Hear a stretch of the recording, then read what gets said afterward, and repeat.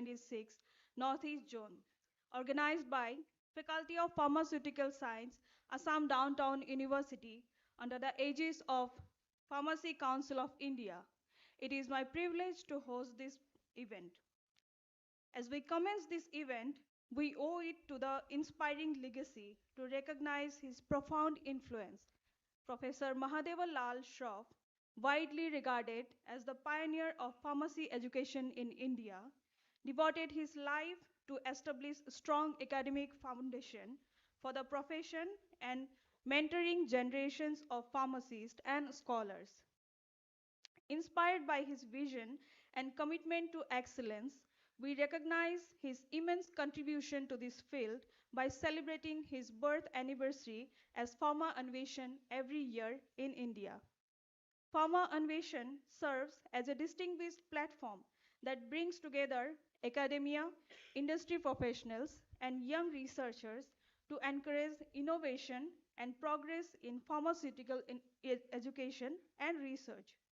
It started as a regional symposium to showcase student research and foster academic industry ties. It now ranks as a premier forum where researchers and professionals present innovations and form collaborations. To begin the inaugural session, I would like to invite all dignitaries to kindly join us for Saraswati Vandana and the lighting of the ceremonial lamp. I request the audience to kindly please rise from their seat for the Saraswati Vandana. Thank you.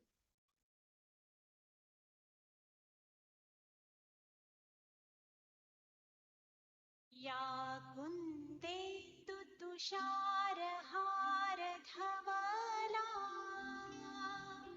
या शुभ्रवस्त्रावृता या वीणावरदण्डमण्डितकरा या श्वेतपद्मासना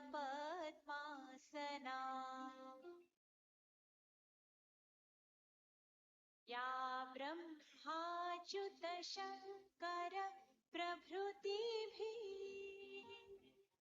देवैः सदा वन्दिता सा पातु सदा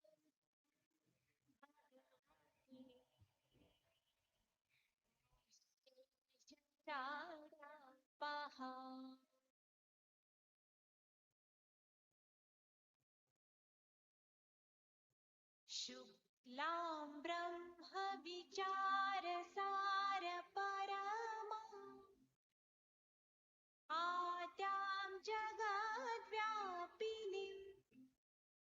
वीणापुस्तकधारिणीमभयदा जाड्यान्धकारापहा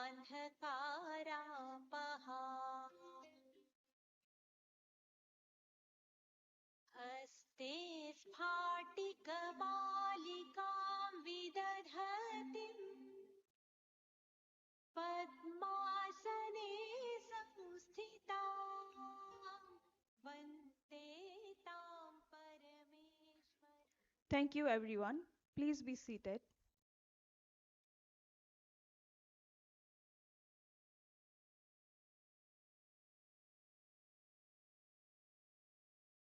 It is my profound privilege to introduce our distinguished guests and esteemed dignitaries as I request them to kindly take their designated seat on the stage and grace the dais. It is an immense pleasure to us to welcome our chief guest for today's program. Allow me to extend a warm welcome to the Honorable President of Pharmacy Council of India, New Delhi, Dr. Montu Kumar M. Patel. May I request Dr. Patel to kindly honor the dais with his gracious presence. I would like to request Honorable Vice Chancellor, Assam Downtown University, Professor Narayan Chandra Talukdar sir, to kindly take his seat on the dais. We also have the privilege to warmly welcome our Dean of Studies, Assam Downtown University, Professor Vandana Dutta ma'am. I request ma'am to kindly take the seat on the stage. It is my pleasure to welcome the member of the Executive Committee, Pharmacy Council of India, and coordinator of the Organizing Committee, Pharma Anveshan 2026 Northeast Zone, Dr. H. Lalan Muya, who joins us today as the guest of honor for today's program. I would like to request our Dean, Faculty of Pharmaceutical Science, Assam Downtown University, Organizing Secretary of Pharma Innovation 2026 Northeast Zone, Professor Saika Sen sir, to kindly have his presence on the dais. I now humbly request all present to kindly rise from their seat for the state anthem.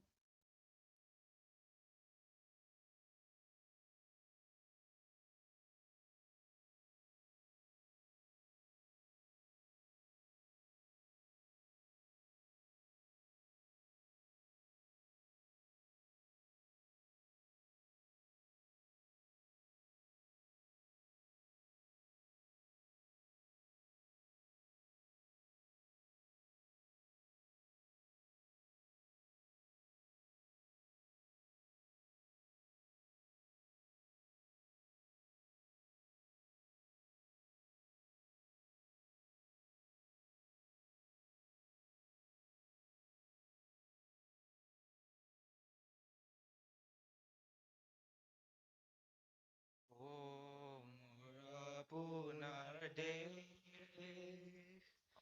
O মোৰ চিকুনি দেশ, এনেখন শুৱলা, এনেখন সুফলা, এনেখন মৰমৰ দেশ।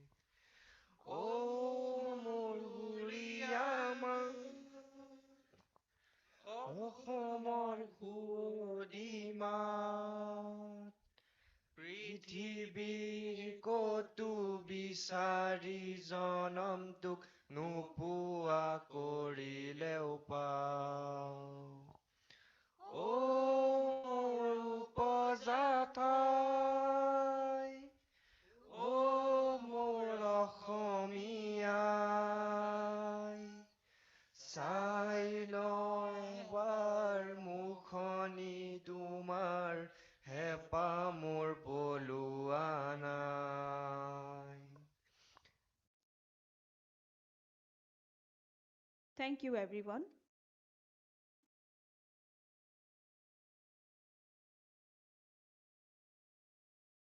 Now, it is my honor to request our Vice Chancellor, Assam Downtown University, Professor Narayan Chandra Talukdar sir, to kindly felicitate our Honorable Chief Guest, President of Pharmacy Council of India, Dr. Mantu Kumar M. Patel sir. May I request our Vice Chancellor sir to kindly come forward for the felicitation. I request the volunteers to please assist.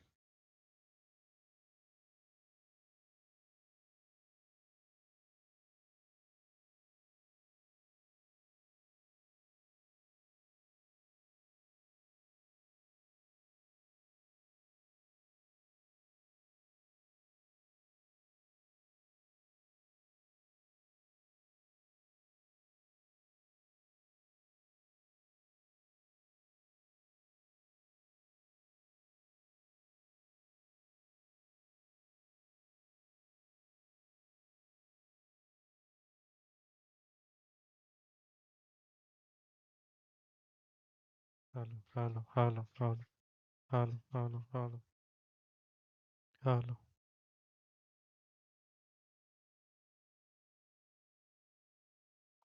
hello, hello, hello, Thank you, sir. I would like to request hello, our Dean hello, of hello, Studies, hello, Assam Downtown hello, University, hello, Professor Vandana Dutta ma'am, hello, to kindly felicitate our guest of honor, Dr. H. Lalan Muya sir. I request the volunteers to kindly assist. hello, hello, hello, hello, hello, hello, hello,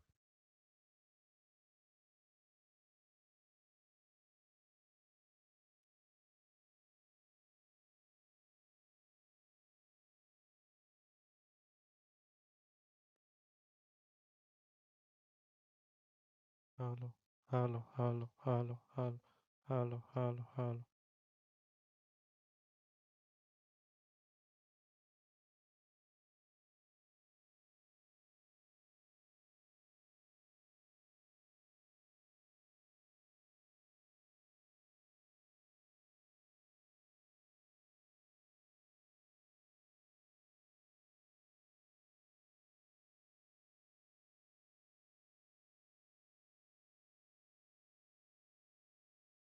Thank you very much, ma'am. It is my privilege to invite Dean of the Faculty of Pharmaceutical Science and Organizing Secretary, Professor Dr. Saikat Sen, sir, to deliver the welcome address. Please, sir. Thank you. Respected Chief Guest, Dr. Montu Kumar M. Patel, Honorable President, Pharmacy Council of India, New Delhi. Honorable Guest of Honor, Dr. H. Lalunmia, Member of the Executive Committee, PCI, and Coordinator, Pharma Nation Northeast Zone. Respected Professor Narayan Chandra Talukdar Sir, Honorable Vice Chancellor, Assam Downtown University. Respected Professor Vandana Datta Madam, Hello, Dean of Studies, Assam Downtown University. Respected Pro Vice Chancellor Sir, esteemed members of the PCI, President and Registrars and members of the various State Pharmacy Council, distinguished academician, industry leader, faculty members, dear students and honored guests. Good morning to all. It gives me immense pleasure and profound sense to honor of welcome you to all in Pharma Nation 2026 Northeast Zone at Assam Downtown University, Guwahati, sponsored by Pharmacy Council of India on the occasion of National Pharmacy Education Day.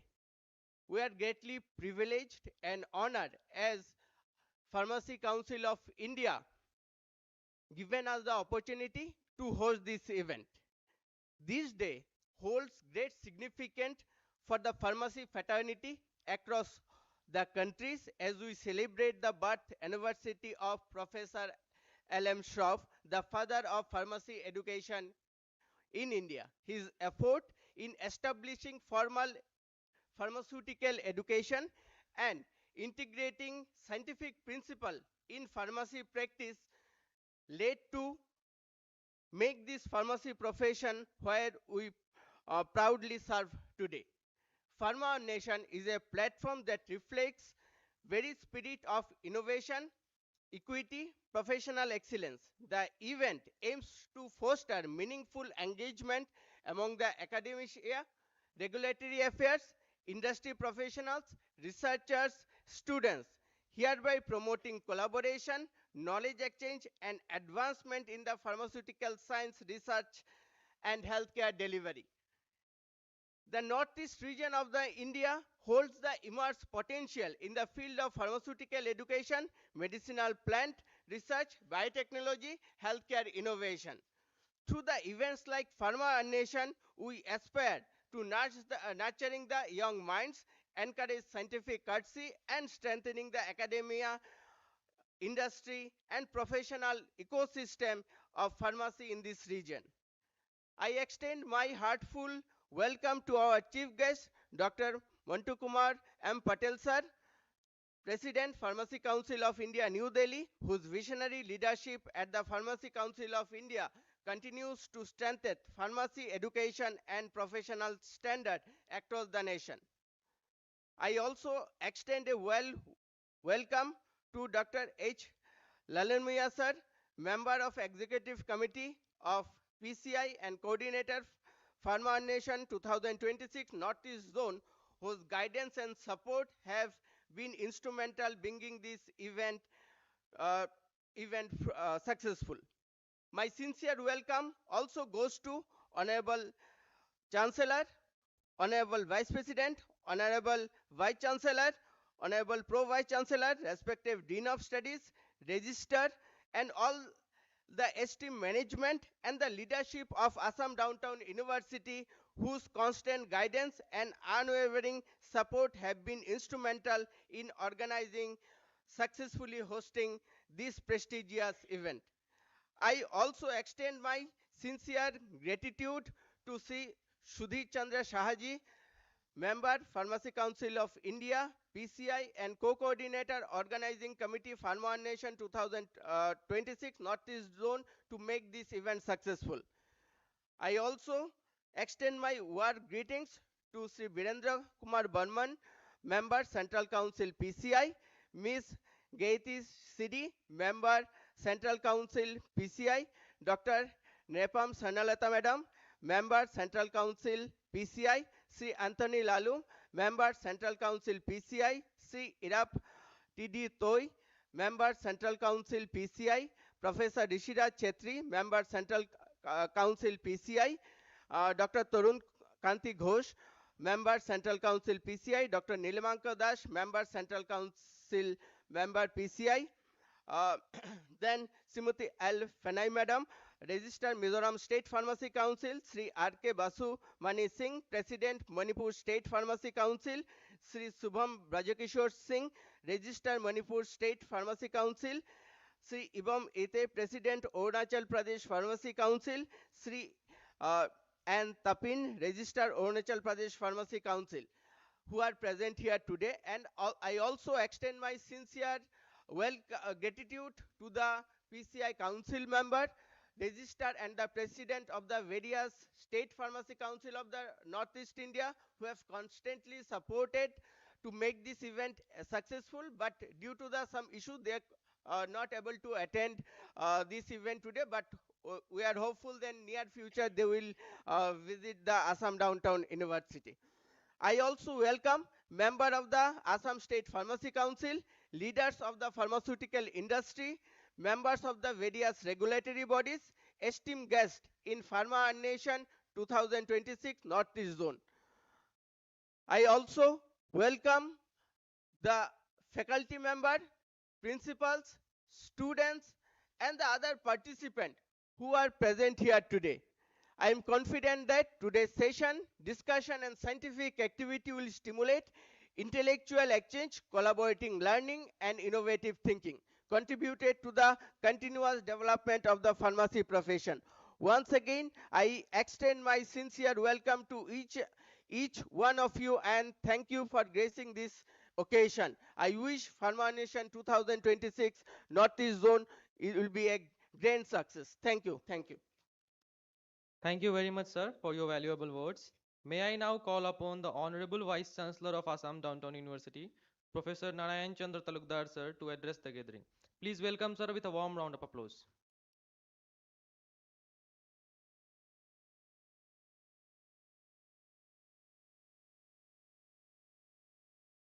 Namaskar to you all and good morning. Very respected President of Pharmacy Council of India, Dr. Montu Kumar M. Patelji. I heard a lot about him, a very young, dynamic leader, like spearheading a very important sector of health science of the country. I also welcome the guest of honor of this function, Dr. H. Lal Langomia. Excuse me if I pronounced it wrongly, to this important function and also to Assam Downtown University campus and all the esteemed members of Pharmacy Council of India. Many of the members of Pharmacy Councils are here today, and also very important functionaries in the field of pharmacy education and research of Northeast India and of mainland India. You are here. My colleagues, delegates, students and faculty, professions, teachers, scientists, research scholars. At the outset, let me extend a very warm welcome to you all to Assam Downtown University campus. I think God has blessed us with rain last 2 days. I was not here. I just arrived a few minutes ago. I was in Delhi. So when I called, because we're looking for rain so desperately, last 6 months in Assam, there was no rain. And it's very exceptional. We generally get rain, pre-monsoon shower starts in the February. Or maybe it's all the blessings, or maybe the nature want to welcome you. More than us, nature want to welcome you. And there are beautiful settings. The tree leaf that you see in our campus, it are all covered with dust. I keep thinking, that these tree leaves are so much stressed, it cannot carry out photosynthesis, the process by which even the, the molecule that you use as drug is produced by those plant leaf, right? Even it had difficulty. So it's a great relief that nature looks very beautiful, and it's only 20 or 25 days ahead we'll be celebrating the largest festival, Bihu. Uh, Let me at the outset express a profound sense of gratitude to the Pharmacy Council of India for hosting this National Pharmacy Education Day belatedly. I think it is on 6th of March. We every year hold it here in this, and I get an opportunity to interact with people. But this year, our pharmacy faculty has organized in a very extensive way. And with the support of Pharmacy Council, they have provided financial support. And within very short time, Dr. Soikat Sen and his team has, as I see it, organized this function extremely efficiently, and I congratulate our faculty. Few days ago, I also know that inspection team visited our institute, and they have given me the feedback. They have not got the final outcome or the decision, but they're very hopeful that our pharmacy faculty from next year will be able to take international students in this university. In fact, I was in Delhi yesterday. We had a meeting with 30 ambassadors of foreign country. This university in Northeast India is the first university. Even the government university do not have as many foreign students as we do. We have about 800 plus foreign students, 14 African country students, and our neighboring country, Bhutan, Bangladesh, and Nepal. They constitute about 800 plus foreign students, and we're trying to enhance this internationalization phase. As you know, national education policy talks about internationalization of Indian campuses, and we are trying to expand it more, and we had very good response. This is I was in Delhi yesterday. Now I would say and that all the pharmacy professions in this sector in the world, if I am wrong, correct me, that this is the richest sector, not of India. The world, 10% of world GDP, it's not Indian GDP, world GDP is spent for healthcare sector, and the highest, no other sector spend that much amount of money, because this healthcare is so vital. If health is not there, we cannot do well in any other sector. So I would say you are the luckiest and richest, because when it comes to research and education, like government universities keep telling their story of frustration, amount of money they want to bring or impart good education they don't get. But as far as the pharmacy council, pharmacy institutions are concerned, you are much better. It's not only of this country, but of the entire world. And as an outsider, I don't belong to this profession, but I worked in Institute of Advanced your Bioresources and Sustainable Development. It's a department of biotechnology, government of institute located in your Imphal. I was fortunate to work there for about 7 years. So this northeastern region of the country has huge resource of medicinal plant base. Now, 22% of the medicine that you get from the counter, they are all origin of plant, medicinal plant, right? Like, so this part of the country has the treasure of medicinal plant so much. And we have about 250 tribes. Each one of them have indigenous knowledge-based system. In Imphal, when I visited the mountainous terrain, Imphal Valley is maybe only 40% of the entire land mass. Others are your hilly area where the indigenous community live. When I interacted with some of the senior healers in Manipur, they say Maiba, Maibi, male healer and female healer. When I interacted with the senior people, they said, what do you think? Like in this remote part, there is no allopathic pharmacy, but we have been maintaining very good health. See, even they can, they have formulation device, tablet made out of extract, but these are all belief-based system. Like maybe this belief also doesn't just come like that. Hundreds and thousands years of experimentation. Maybe many of our forefathers, they have passed away by taking herbal plant leaf, not knowing what it is.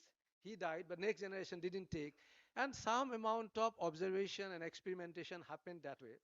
So a belief system came into place, and that has helped humanity in those days to survive.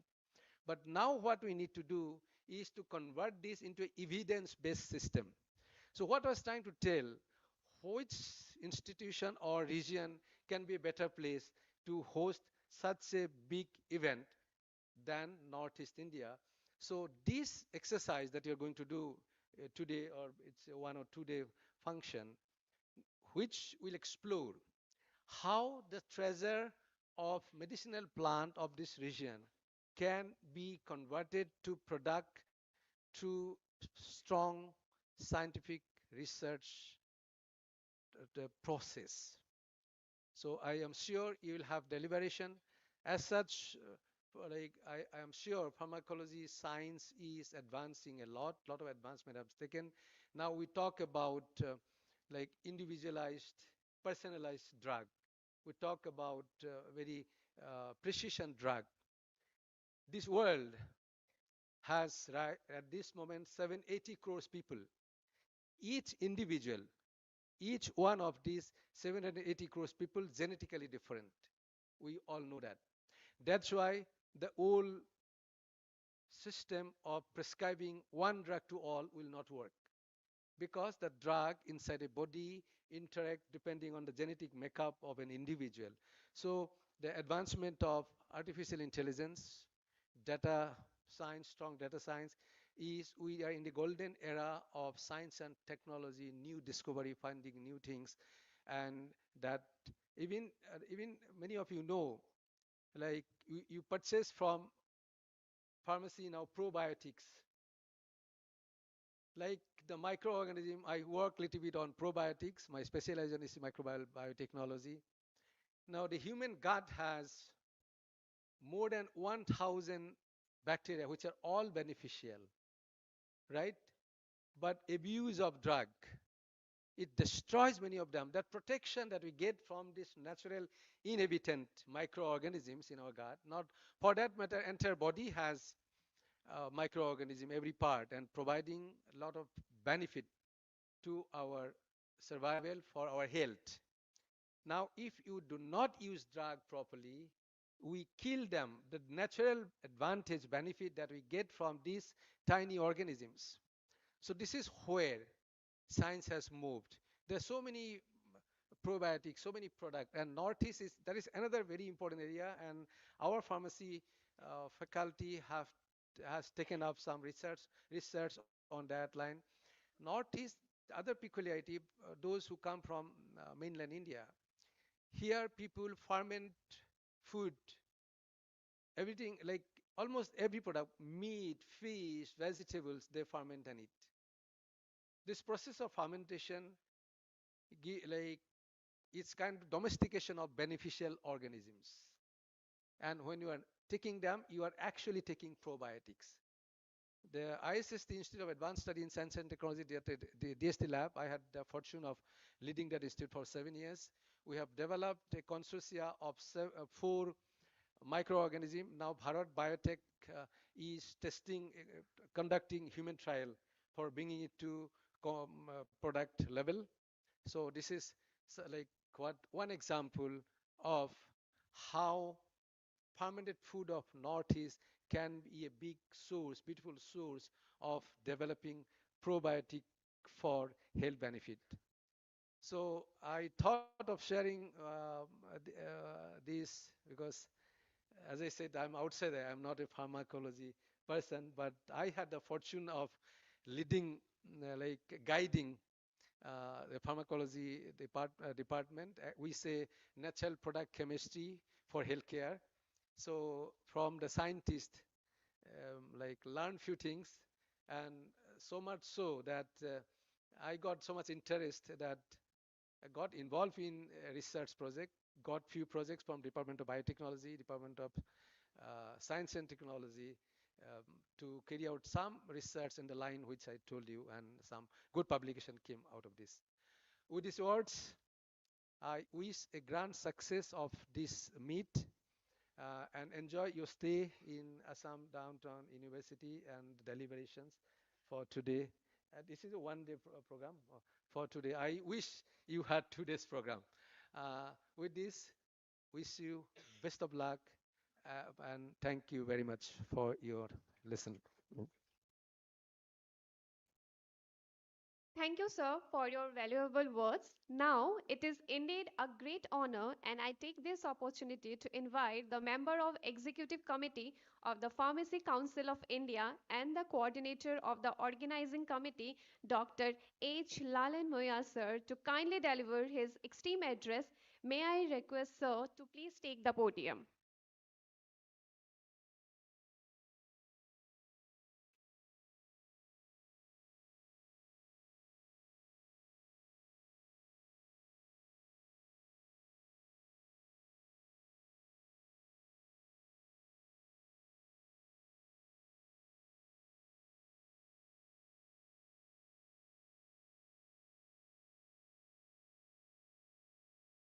Good morning, all of you. Respected President, distinguished member Pharmacy Council of India, registrars and President of State Pharmacy Council, and respected dignitaries, esteemed members of Organizing Committee of Pharma Anveshan 2026 at notice, and representative of Assam Downtown University and all my dear colleagues. It's my privilege to place on record our sincere appreciation for the successful organization of Pharma Anveshan 2026. We extend our heartfelt gratitude to Assam Downtown University for graciously hosting this important program and providing an excellent platform for meaningful professional interaction and academic exchange. We also convey our sincere thanks to organizing committee whose dedicated efforts and meticulous planning make this event a great success. I would especially like to acknowledge the dynamic leadership of Dr. Montu Kumar Patel, President, Pharmacy Council of India.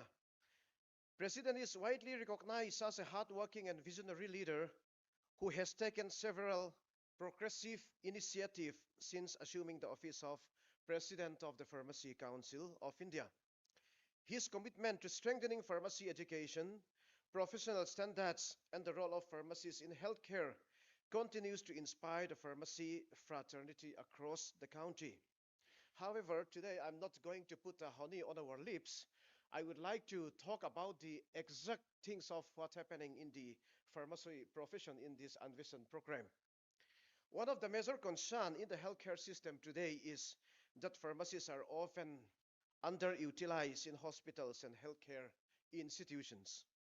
Despite being trained as experts in medicines, pharmacists in many hospitals and industry are not fully engaged in professional activities such as patient counseling, especially in hospital. As a patient counselor, monitoring drug therapy, identifying drug-drug interactions, preventing medication errors, and promoting rational use of medicines. These critical responsibilities are sometimes performed by, to be very frank, other healthcare staff who may not possess specialized pharmaceutical training. Such practices not only undermine the professional role of pharmacists, but also compromise medication safety and quality of patient care. Another serious issue is that medicines are frequently handled by individuals who are not registered pharmacists. The handling, dispensing, and management of drugs are specialized responsibilities that require professional knowledge of pharmacology, dosage, drug interactions, storage conditions, and regulatory requirements. When medicines are handled by unqualified personnel, the risk of medication errors, incorrect dispensing, and improper drug storage increases, which can ultimately affect patient safety. Laws such as Pharmacy Act 1948 clearly specify that the dispensing of medicines must be carried out by qualified and registered pharmacists to protect the public health. The limited involvement of pharmacists in clinical and hospital settings also reduces the visibility and recognition of the pharmacy profession. Pharmacists, we are trained to play an important role in the medication, therapy management, pharmacovigilance, antimicrobial stewardship, patient education, and healthcare decision making.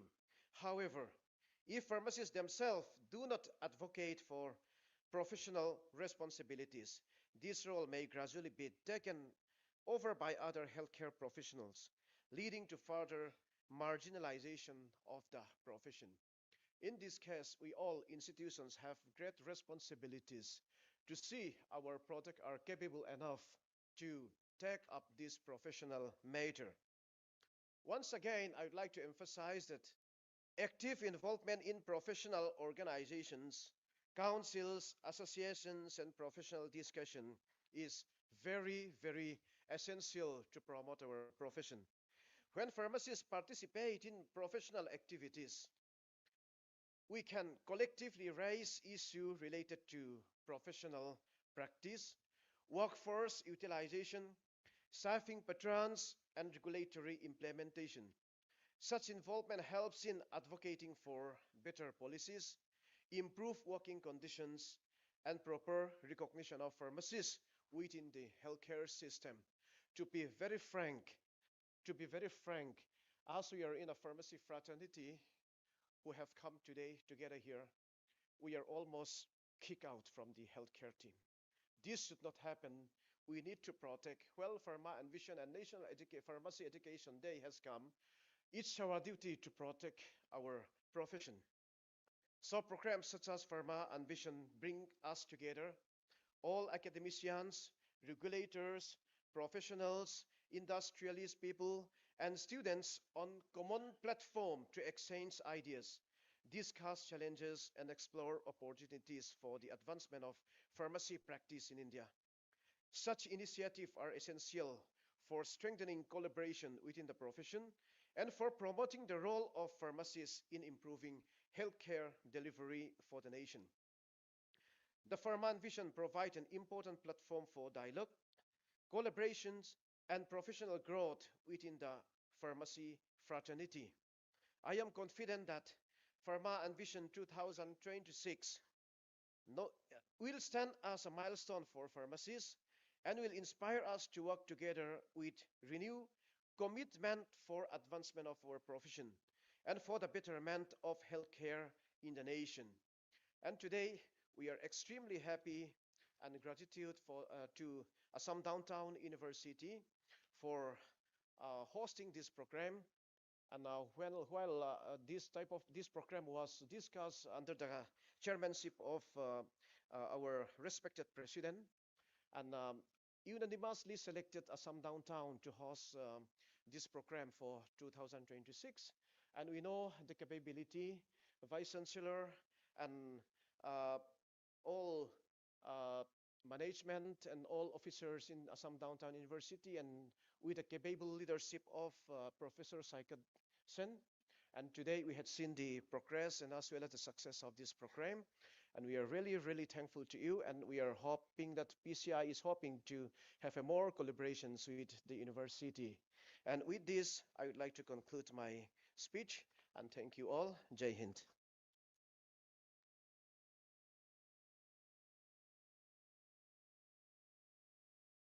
Thank you very much, sir, for that insightful address. Now, at this auspicious moment, with profound privilege and honor, we would like to invite our chief guest, Honorable President of the Pharmacy Council of India, New Delhi, Dr. Montu Kumar M. Patel, to address the gathering and enlighten us with the words of wisdom. May I request our volunteers to kindly escort the sir to the podium.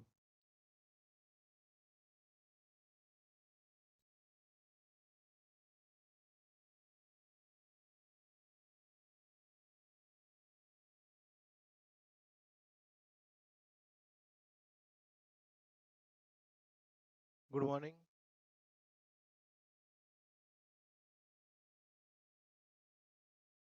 And thank you to Assam Downtown University for hosting this program. So very thanks and welcome in our PCI program because it is not a downtown university program. It is Northeast Zone program, but hosted by the downtown university. But really, thank you to the Vice Chancellor Professor Narayan Chandra Talukdar, Professor Manna Datta, Dean of Studies of Assam Downtown University, or Dr. Saikat Sen, Dean Faculty of Pharmaceutical Science.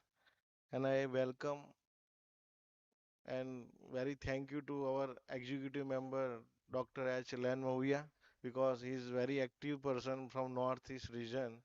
So due to the efforts of the we call Moya sir, so I always short the name. So I thank you to the Moya sir for organizing the Northeast Zone Pharma Anveshan program with all the state. I think our Dr. Nilimanga is also from Tripura State Pharmacy Council. Ghosh ji is also Tripura from Tripura State. Chetri ji also from Tripura State PCA member. Irab sir is there. Anthony Lalu sir is there. And I think Siri madam is there. And Nipram madam. And our most senior member Sukruti Das madam because she is always support to the PCI and the Northeast region for any of the trouble from Northeast state. She always speak to me. So and various representative from the state pharmacy councils and the president of the state pharmacy council, registrar of the state pharmacy council, and my friend Prabhat Singh from the BJP from the UP and Sudhir Saha because from Assam, Assam has two members, Sudhir Saha from the government and recently new member from the Burmanji. He's from the State Pharmacy Council nominated to the PCI. So I welcome to all PCI members because we are the host, not a guest. So today's function for the students, teachers, industry, and the researcher. So I welcome all the teachers, students, researcher, or academician who are come from the different universities or the institution across the Northeast region.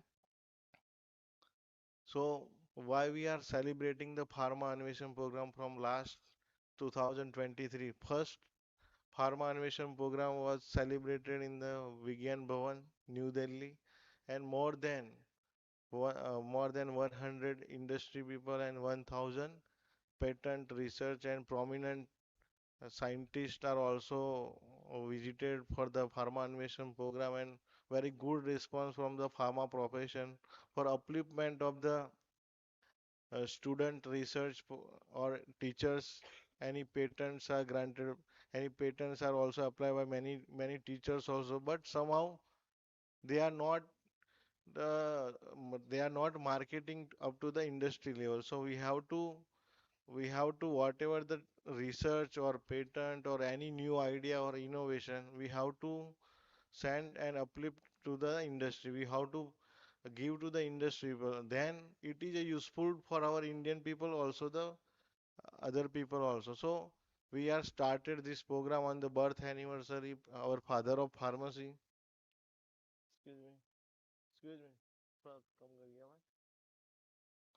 So father of pharmacy, Professor M.L. Shroff. So on the birth anniversary, every year 6 March is the birth anniversary of our father of pharmacy, Professor M.L. Shroff. But we are forgot the who are the father of pharmacy. Many students are studying in the pharmacy course, but they are not remembering who is the father of pharmacy, where pharmacy course was started in the past. So also many industry people or teachers are all not knowing how the pharmacy are started in India. So that's why we are starting this vision of the Pharmacy Council India to collaborate industry, academic, researchers, regulatory people in one group so we can discuss and we have to move forward how can more develop our pharmacy profession in India as well as in the world, because now we are the pharmacy of the world, but we have to also upgrade our education system as the technology are developing every day. Also, new research are developing every day, and artificial intelligence, a medical device, many new rules, regulations developed by the government of India and published by government of India for the more contribution of pharma products or pharma industry in the world. So we have to contribute our education system. How can we improve our education system with the collaboration with the industry and our regulatory people? What is their demand to improve our education system? That's why we are celebrating the Pharma Anveshan program. So this today program is only for the idea exchange, because what is the need of the students, what is the need of the industry or regulatory people, how can the industry people, because some MSME industry cannot research, some because big industry has a good R&D center is there, but small industry has not R&D center. So from institution, how can we support the MSME industry, because they have a not a proper setup, even not a proper lab for research or many small things to do pilot project also. So our education, our universities or our academic institution have a good laboratory facility. So at least we can start pilot project or some innovation, some new idea, and we can sell it to the MSME industry so they can also market and they can be in future they can become a big industry. So we can do the exchange our idea with the industry and the academic people. So this is the vision for celebrating of the Pharma Innovation Program. And I know the from the Northeast state various students come to do attend this program, but today program is very important for the Northeast because many new ideas, many new regulation you have to know. Because many times we will read the book, but we cannot imagine how the different state are doing, how different industry are performing day by day. So from this program we can always get us some knowledge for the your bright future.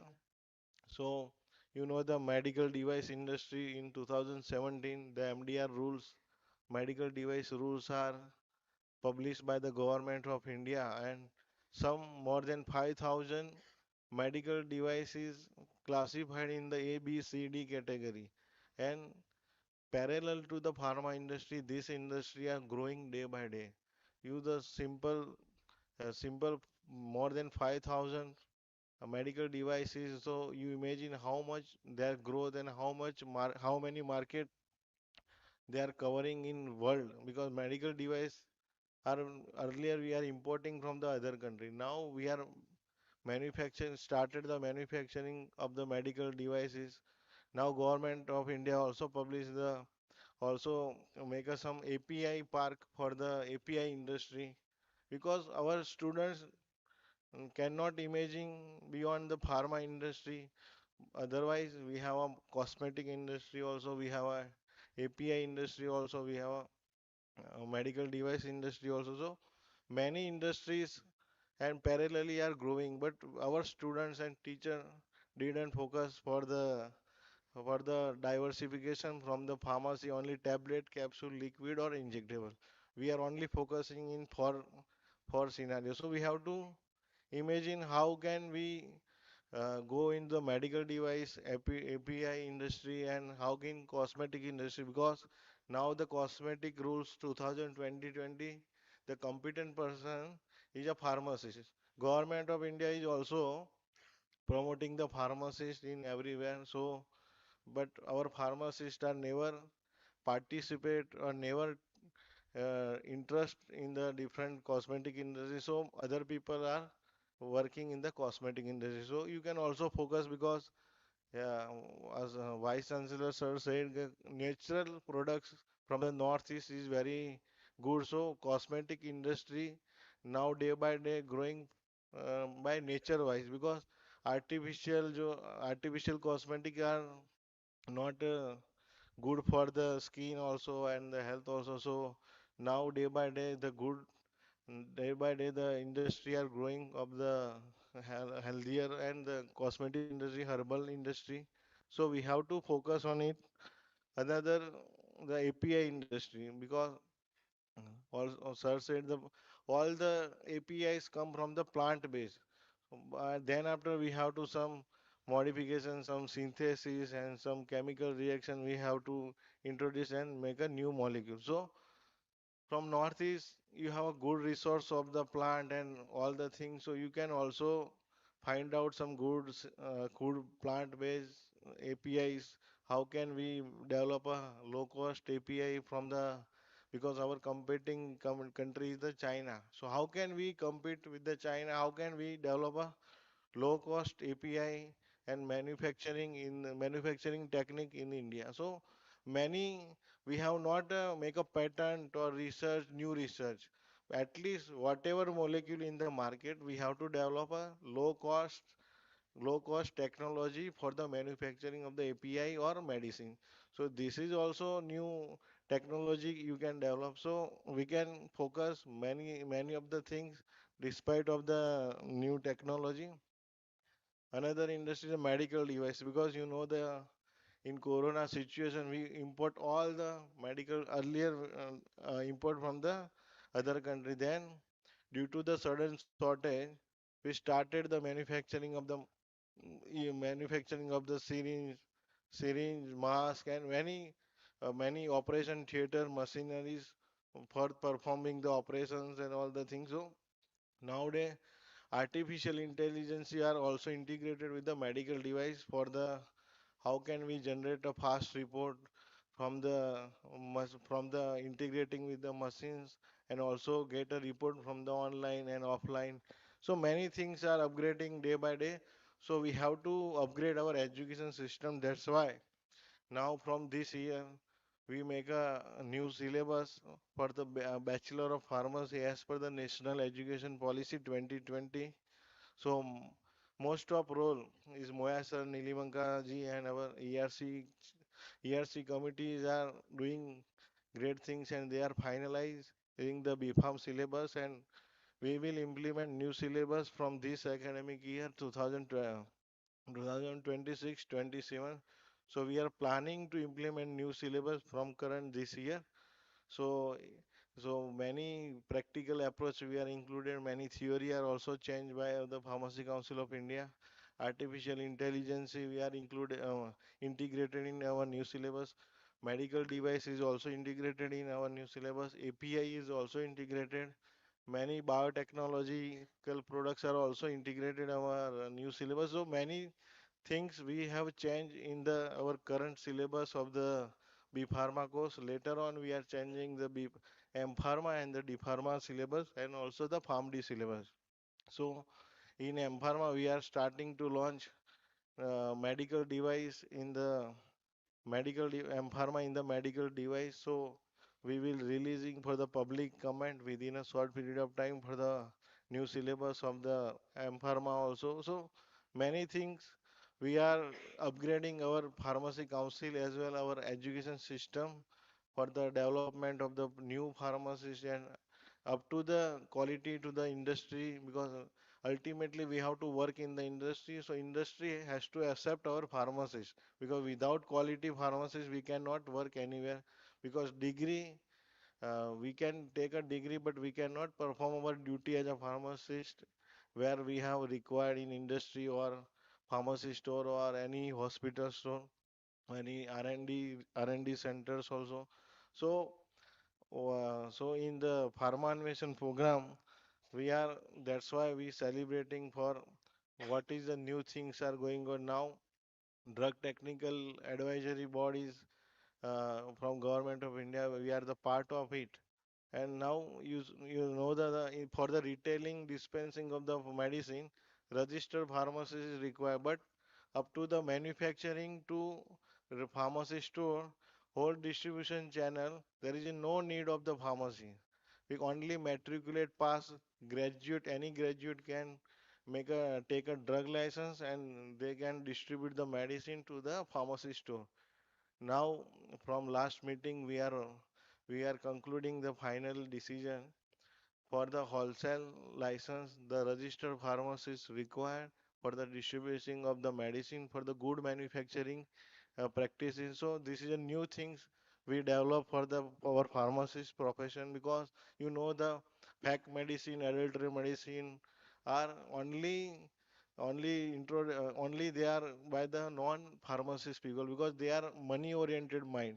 They are only taking a profit. How can we earn the profit from the distribution channel? How can we give the fake medicine and take a more money from the pharma profession? But our pharmacists, at least, they have a dignity. They have a good thing for possession. They are the real pharmacists. They cannot dilute the pharmacy profession. They can do the ethical practice, and because unethical practice they cannot never, because this is a molecule, this is a chemicals. They know very well if anybody takes this fake medicine or unethical medicine, then maybe a death will be also be occur. So, but uneducated people never know the importance of the medicine, distribution of the medicine. So, government of India and advoc we are advocacy in the DTAB meeting, and finally the draft of the registered pharmacist is compulsory in the wholesale license. So it is a big achievement for the Pharmacy Council of India also, because many pharmacists are always raising the issue for the registered pharmacy required for the wholesale license, but till date they were never addressed by the any authority. But first time PCI addressed this issue, and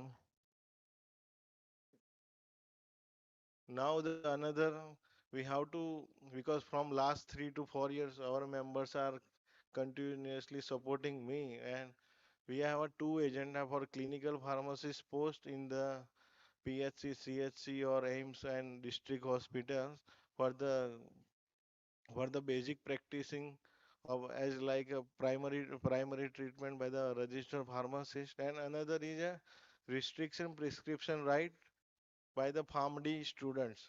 So two issues are pending with the government. We are continuously taking a follow-up whenever it resolve, because in global practice the pharmacists are dispensing medicine up to the 50, 100 or 250 control medicine list approved by the different country, and pharmacists are always dispensing this medicine and also do the prescribing this medicine. So we demanded to the matching our pharmacy education as per the global. So we make a draft to how can our registered pharmacists can prescribe and write the limited prescription rights for the limited prescription right for the patient.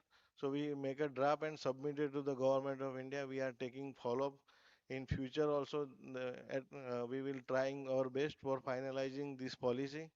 Another, the clinical pharmacist post, because the many doctors are day by day are working, and many nursing and many other profession are also working in the hospital, our government hospital system, but they never recognize our pharmacist people. So how can we identify our identity? So that's why we introduce the clinical pharmacist post in PHC, CHC, at least even private hospital also. They can charge for the prescription handling charge for the clinical pharmacist post. So we make a new policy, and we have already submitted this policy to government of India, and we will trying our best to finalize this policy also. So our roadmap is clear. How can we give more importance our pharmacist in healthcare system, in pharma industry, in our R&D center, in research? whenever we have to, how can we fight our pharmacy rights in India? So we always support our pharmacy profession. So that's why I request to all the today participants, whatever your suggestion, you can discuss with our members, our state council representative. So they can always support, they can always share to us. Many, the in Northeast, many universities are distributing the non-attending degrees, because you are the good students, you are regularly attend and regularly doing the class and taking a good quality education of the pharmacy profession. So from last year we conducted the inspection in Northeast region, and many of University of Sikkim, Arunachal, Meghalaya, we are closed down university who are distributing the fake degree, because fake medicine comes from the fake degree. So that's why we are closed down this university. If you have any knowledge in your knowledge, so you can also share the email to the PCI, so we can take action against the non-attending institution who are in Assam also or another state also, because you know very well who are taking giving the degree from the institution. Also, some some institution are taking examination without any authority and giving the full marks to the students also. So you can, whatever the irregularity in the pharmacy profession, you can always say to the Pharmacy Council India, we can always take a action. So because you are our eyes and you are our representative, you because we cannot go around everywhere in the Assam and all the states. So whenever we have problems or irregularity, you can always write to email to the PCI. So many things we are day by day doing things. Now we are starting the strengthening of the state pharmacy council, because many students after graduating they cannot take a registration in time. So that's why all the state pharmacy council president register, we call the meeting before 2 3 months back, and we have started the strengthening to state pharmacy council. And every state pharmacy council we give the 1 crore rupees for the development of the infrastructure of the state pharmacy council, and for the IT and for the building and all the things. So Moya sir taken the initiative to strengthening the northeast all the council. So within 6 months, I think all state pharmacy council we integrated all the computers, laptops, and all the system. And PCI started the single window registration system. So we will launch very soon. You can only now you can register. I think all students are registered the PCI portal also. All the I think student portal is activated by the Pharmacy Council in India from last year. So all students are registered in our PCI portal. When and your data is captured by the Pharmacy Council of India. Whenever you pass out from B Farm, D Farm, Farm D or M Farm, we can share this data to the State Pharmacy Council. You can directly apply for the registration from the PCI website. So within a 24 hours or 48 hours, State Pharmacy Council has to give registration to the students without any delay. So these are the digital transformation we are doing, and all the students we are linking in future with the Aadhaar card within a very soon within a now we are linking all teachers with Aadhaar based attendance system. So all pharmacy institutions across the India we are linked with the Aadhaar card, and they are every day they have to punching in the Aadhaar biometric Aadhaar based attendance system. We are monitoring from the Pharmacy Council of India. If if any institution has not going the teacher, then we will close down in future all the pharmacy institutions who are not not keeping the teacher regular basis. In future, within a very short period of time, because pharmacy council has 7,000 institutions, so we have to monitoring very strictly. In future, we are also linked with the students biometric attendance system with the by the Aadhaar card. So student has to compulsory come to the pharmacy institution and taking a good knowledge, then we institution or university has to give the degree. So in future, all the within a 1 year, all teacher and student 100% biometric attendance system we will implement. So this is a big step of the Pharmacy Council of India. And without support, without PCI member support, we cannot implement because one program is already conducted in the Northeast region for biometric attendance system. Our Vice President, I think, came for this biometric attendance system program. So I think we are always, because we are the regulatory body, so we have to implement new rules regulation, but with the support of the student, teachers, and our stakeholders. Without your support we cannot implement, we cannot change anything. So always keeping positive mind for the changing the scenario, changing the situation. So I think a very good initiative with the support of all the Pharmacy Council India members.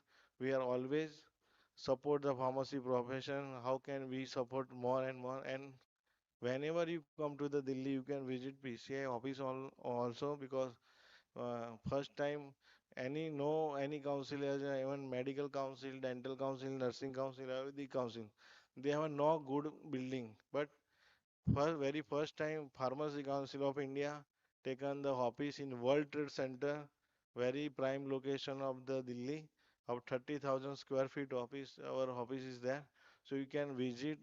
Some video is also we make some video for playing, and you can see our new office. So we change all the pharmacy profession, and now we are changing State Pharmacy Council also with the support of the president, registrars, and the state council member.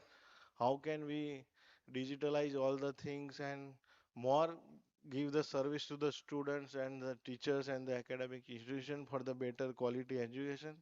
And thank you for listening me very carefully, and because very teachers and students are always thinking where is the PCI office, where is the State Pharmacy Council office. But I started to come together with the all state pharmacy councils members, PCI members, because if the interaction occurs, then we can understand the real situation of the ground level.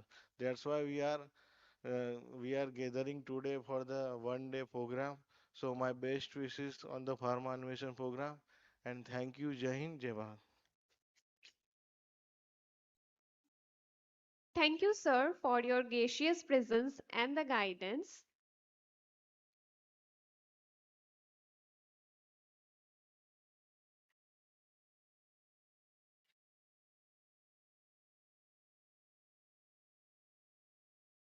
We will now proceed with the felicitation of the members of the pharmacy fraternity who have successfully qualified in the prestigious Group A civil service examinations. This outstanding achievement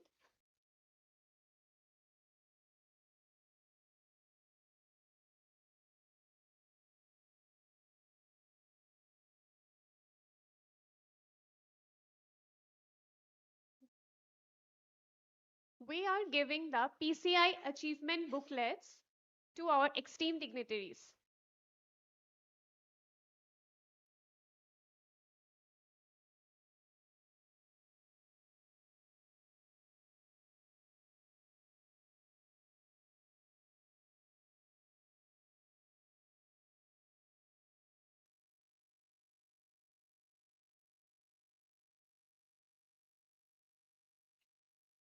Now, moving forward, we will now proceed with the felicitation of the members of the pharmacy fraternity who have successfully qualified in the prestigious Group A civil service examination. This outstanding achievement brings out great honor to the pharmacy fraternity and serves as an inspiration to pharmacy students and professionals across India.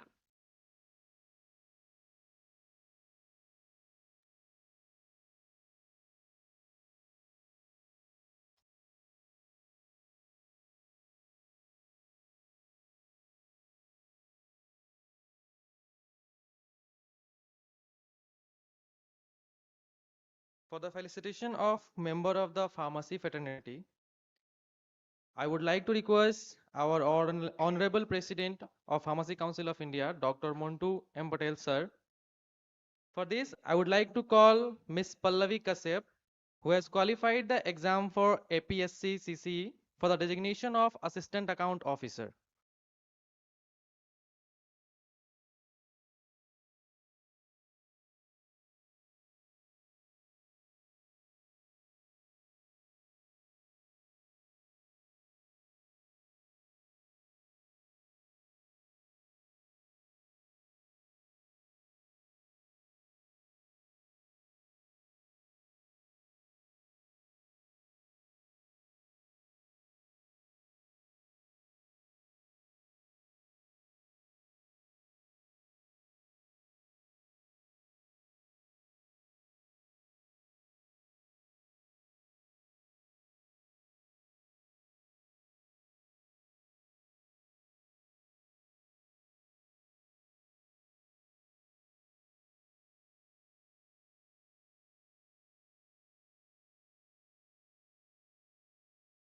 Next, we have Dr. K.D. Lalthiam Sama from Mizoram Police Service, who had qualified the Mizoram Civil Service Combined Competitive Examination 2025.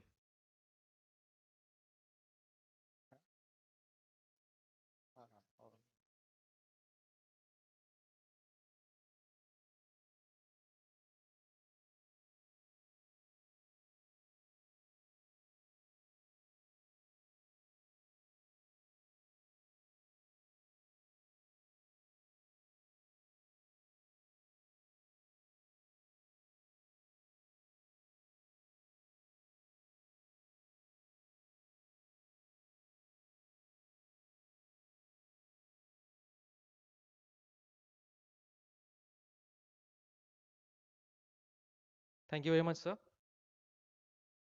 We have some more names, but due to some inconvenience, they are not with us. I would like to call their name.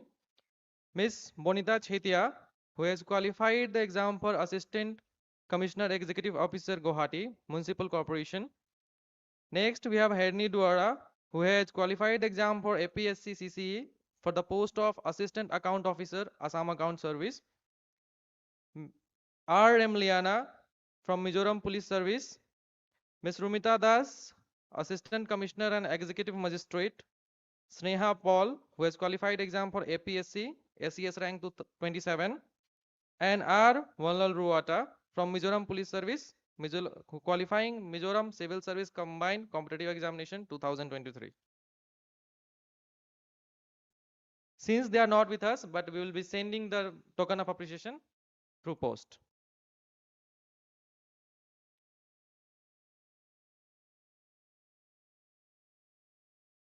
Moving forward, I am pleased to announce the launch of Pharmacy Today, the official newsletter of Pharmacy Council of India. I would like to invite Dr. Nilamanka Das, the editor of Pharmacy Today, Central Council member PCI, Professor, Regional Institution of Pharmacy and Science and Technology, Agartala, to kindly come up on the stage. I would like to request our guests to kindly release the issue. I'll request all the members of the Pharmacy Council of India to join us in the dais. Please, sir.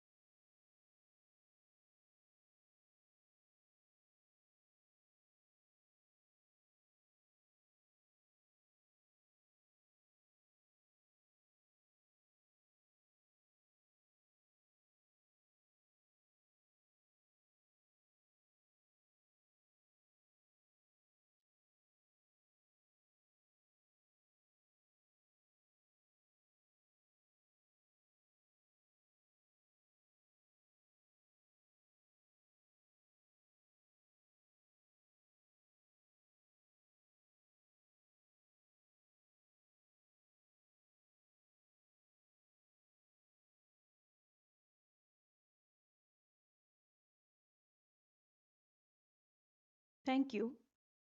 I would also like to request the dignitaries to kindly release the Faculty of Pharmaceutical Science magazine, Maneuver. May I invite the editors of the magazine, Dr. Pampi Patwari ma'am and Dr. James sir, to kindly come up on the stage for the release.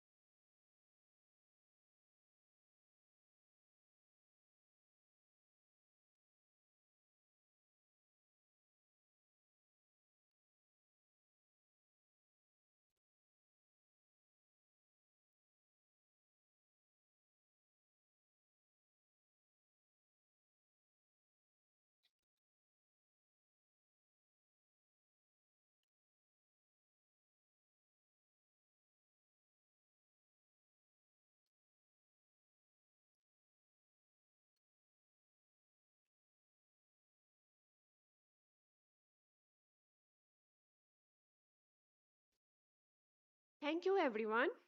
Moving forward, we are delighted with heartfelt appreciation to felicitate the distinguished Central Council members and the Executive Committee members whose guidance and commitment have greatly enriched the profession of pharmacy. Let's start the felicitation. For that, I would like to call upon Professor Dr. Mrinmoy Basak sir. Please come forward for the felicitation of our esteemed dignitaries. So, starting with the member of the Central Council, PCI, New Delhi, Coordinator Organizing Committee, Pharma Anveshan 2026, Northeast Zone, Shri Sudhir Chandra Saha, sir. Please, sir, come forward.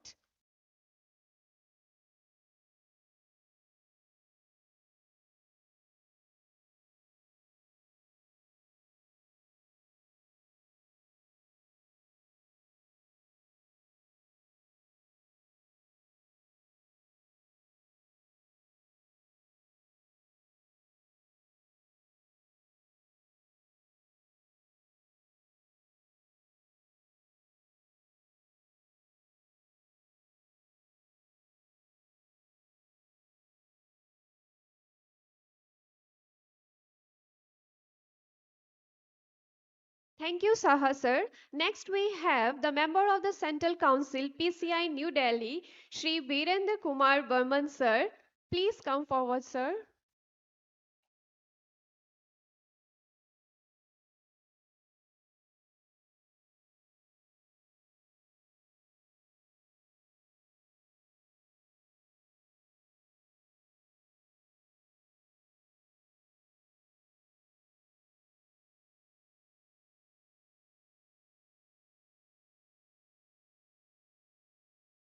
Thank you, Burman sir. Now we have the member of the Central Council, PCI New Delhi, Ms. Gyati Siri, ma'am. Please come forward, ma'am.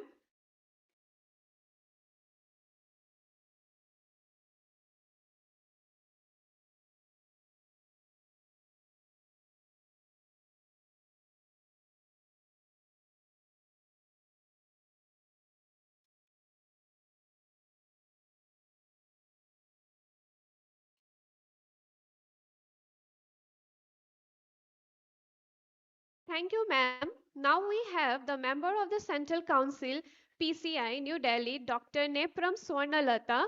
Ma'am, please come over the dais.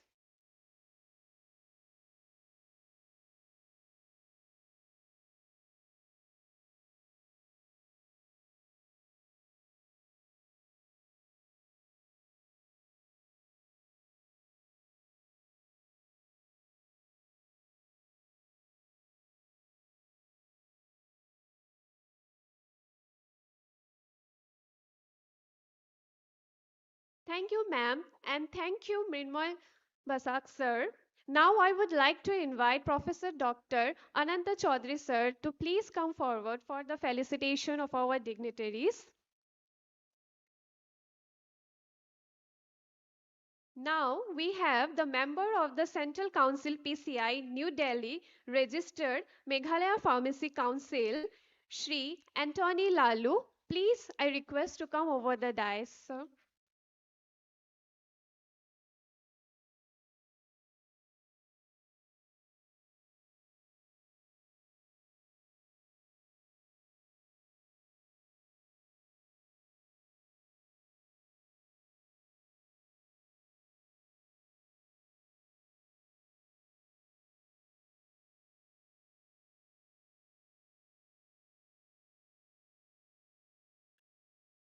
Thank you, sir. Now we have the member of the Central Council PCI, New Delhi, Shri Irab TD Toy. So please come forward for the stage.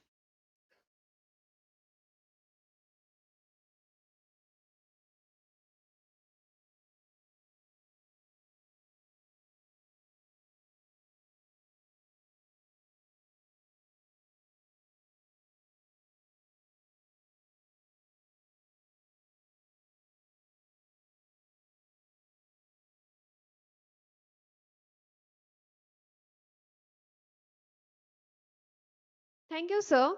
Now, the member of the Central Council PCI, New Delhi, from Tripura President, Tripura State Pharmacy Council, Professor Rishi Raj Chetri, sir. Sir, please kindly come forward to the stage.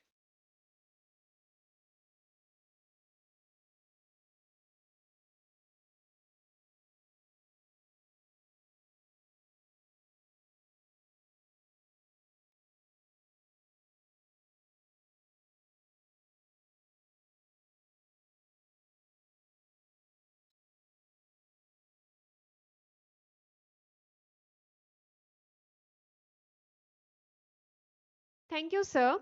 Now, the member of the Central Council PCI, New Delhi, from Tripura, Dr. Tarun Kanti Ghosh, sir. Sir, please come forward to the stage.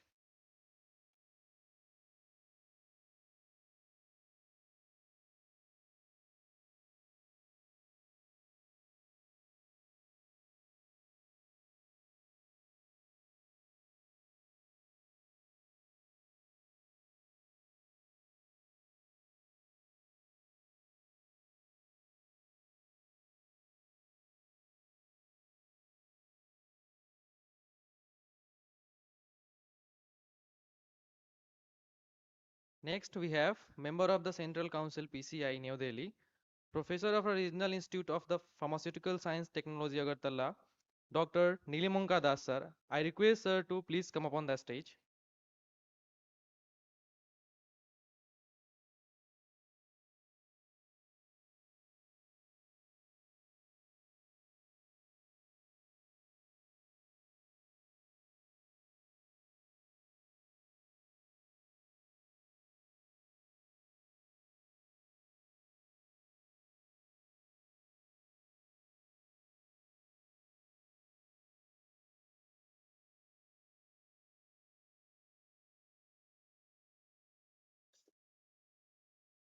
Thank you very much, sir.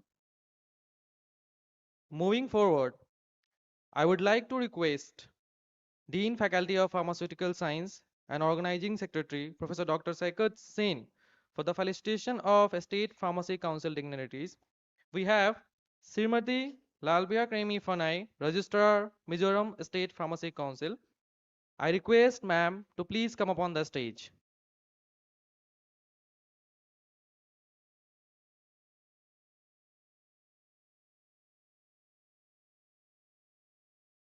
Okay. Due to some inconvenience, ma'am is not with us. We'll moving forward. Next, we have Sri R.K. Basumanai Singh, President, Manipuri State Pharmacy Council. I request sir to please come upon the stage.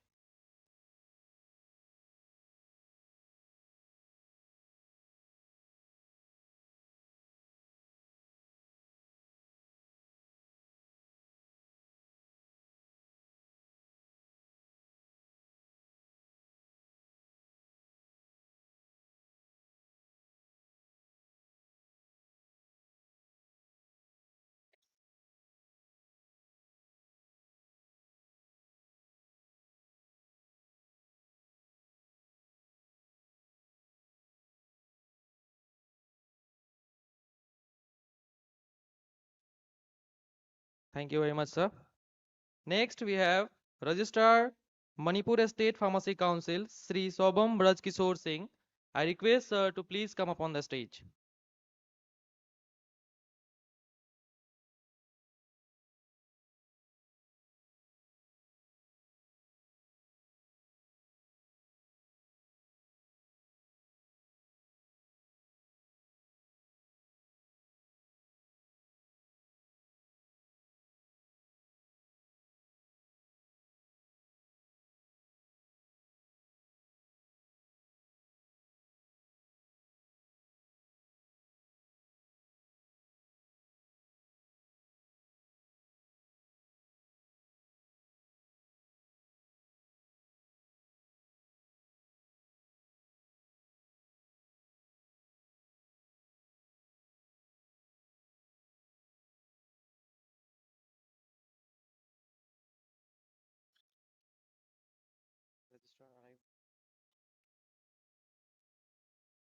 We have with us Registrar Mizoram State Pharmacy Council, Srimati Lalbia Kemi Fanai. I request ma'am to please come upon the stage.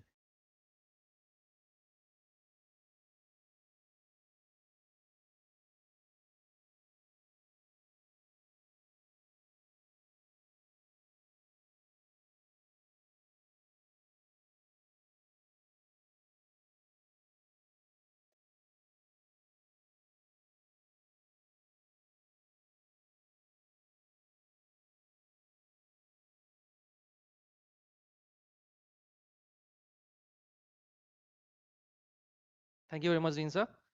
For the next felicitation, I would like to call Dr. Manish Kumar Gautam sir, Associate Professor, Faculty of Pharmaceutical Science. We have with us President, Arunachal Pradesh Pharmacy Council, Sri Ibam Ete. I request sir to please come upon the stage for the felicitation.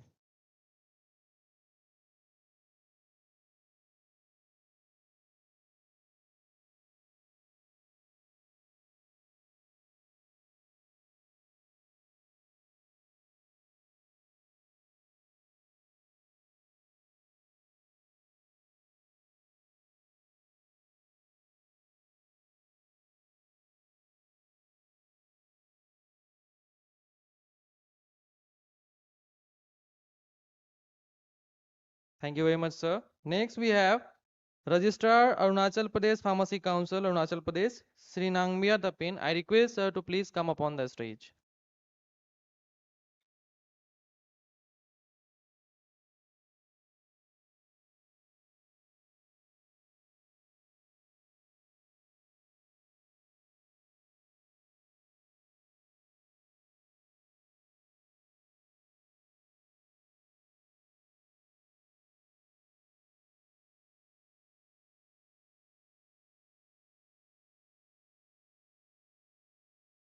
Thank you very much, sir. I would like to call Professor NETS Guwahati, ex-CC member of PCI, member of Assam Pharmacy Council, and reputed educationist in pharmacy in Northeast India, Professor Sukriti Das, ma'am. I request ma'am to please come upon the stage.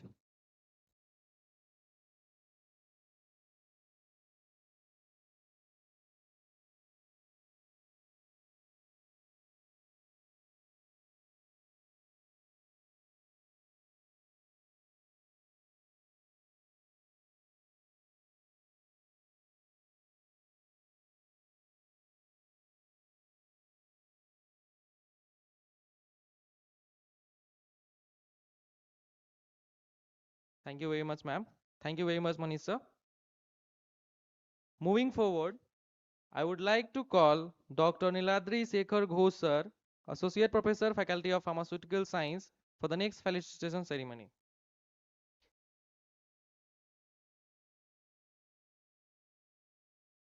I would like to call Dr. Prabhat Singh, sir, social worker and leader. I request sir to please come upon the stage for the felicitation.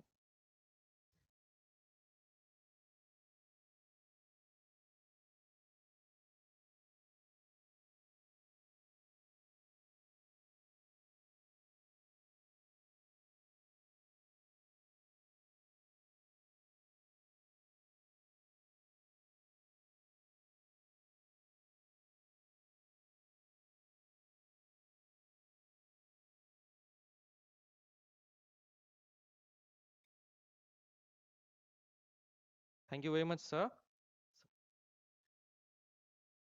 Next, we have Assistant General Manager, HR, Ajanta Pharma Limited, Dr. Ratan Roy, sir. I request sir to please come upon the stage.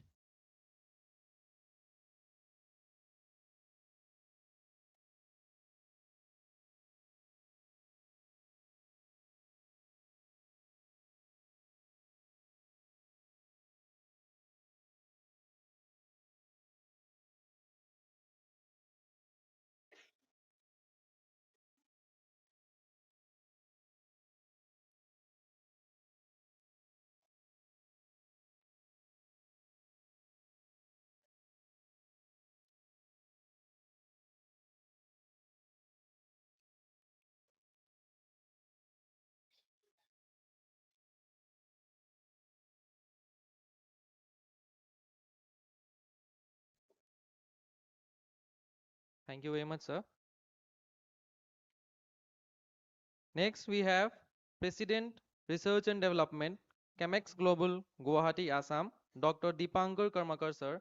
I request sir to please come upon the stage.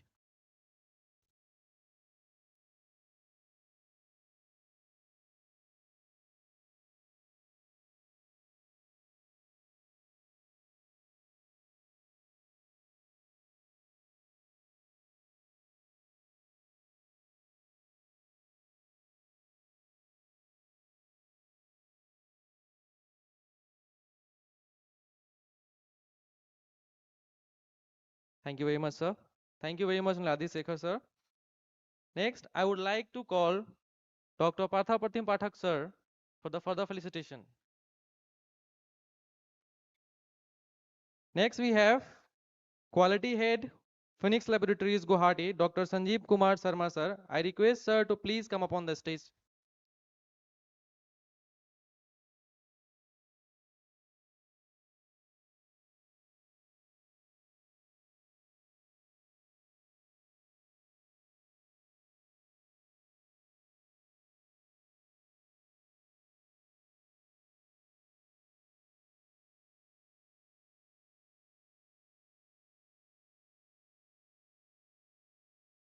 Thank you very much, sir.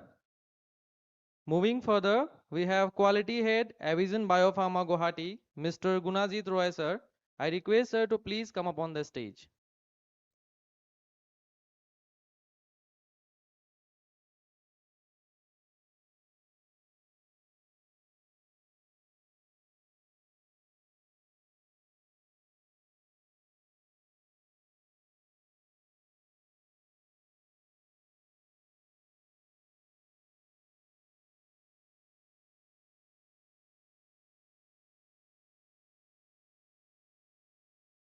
Thank you very much, sir. Next, we have DY Production Manager, Ajanta Pharma Limited, Guwahati, Mr. Utpal Kalita, sir. I request sir to please come upon the stage.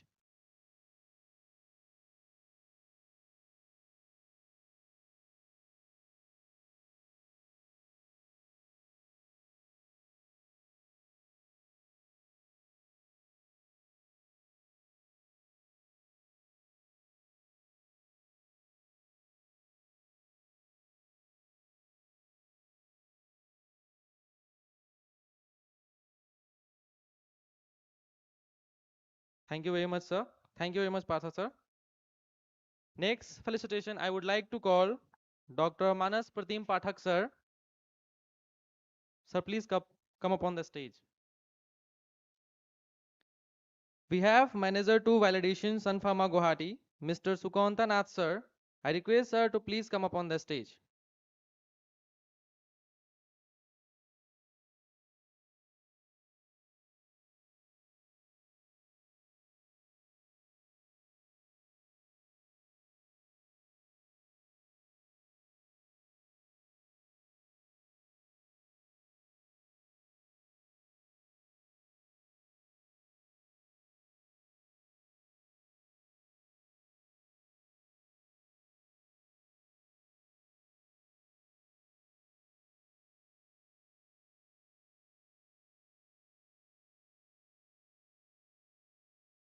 Thank you very much, sir.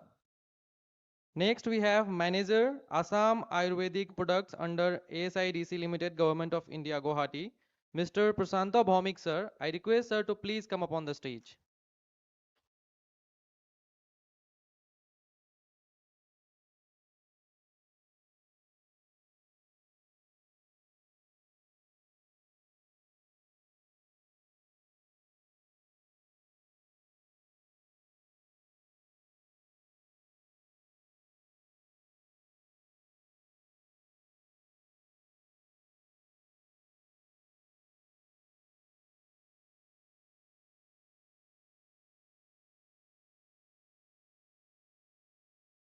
Thank you very much, sir. Moving further, we have Production Head, Natco Pharma Limited, Guwahati, Mr. Somnath Chakraborty, sir. I request sir to please come up on the stage.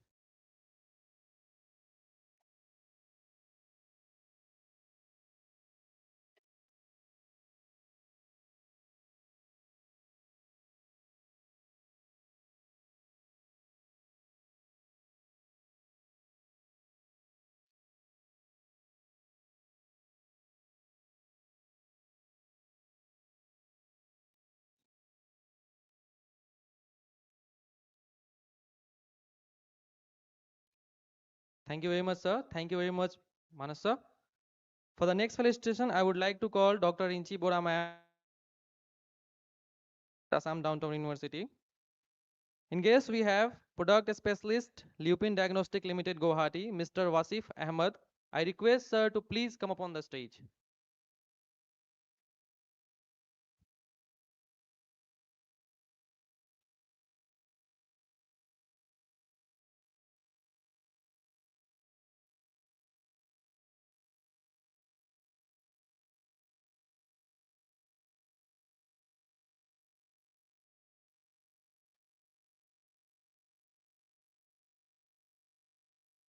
Thank you, sir. Next, we have Senior Manager, Quality Assurance, Ajanta Pharma Limited, Guwahati, Mr. Vijay Kumar Ghosh, sir. I request sir to please come up on the stage.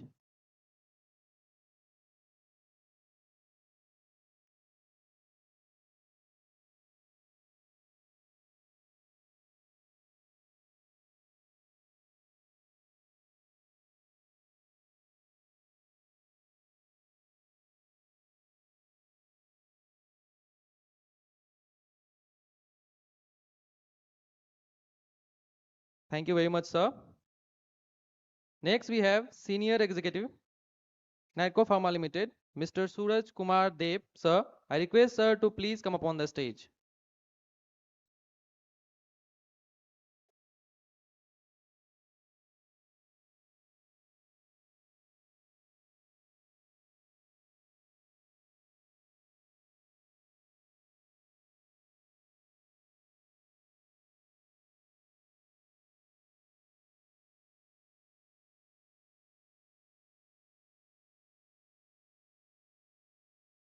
Thank you very much, sir. Moving further, we have Assistant Manager, Natco Pharma Limited, Guwahati, Mr. Pinaki Banerjee. I request sir to please come up on the stage.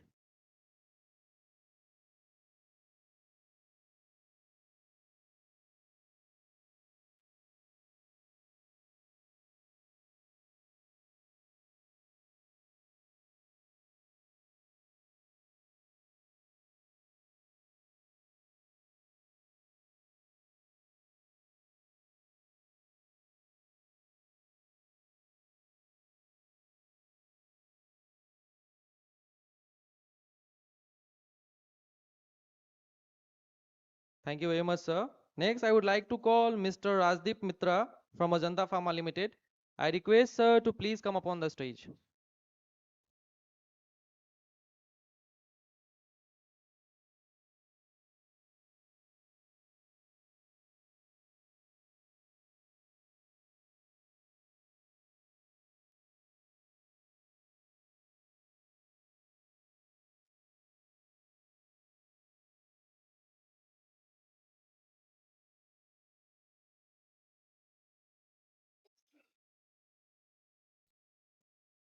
Thank you, Rinchi ma'am.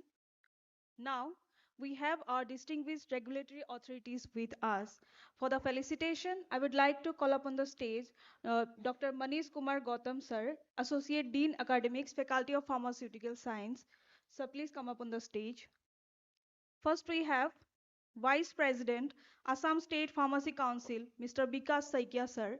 I would like to request sir to please come up on the stage for the felicitation.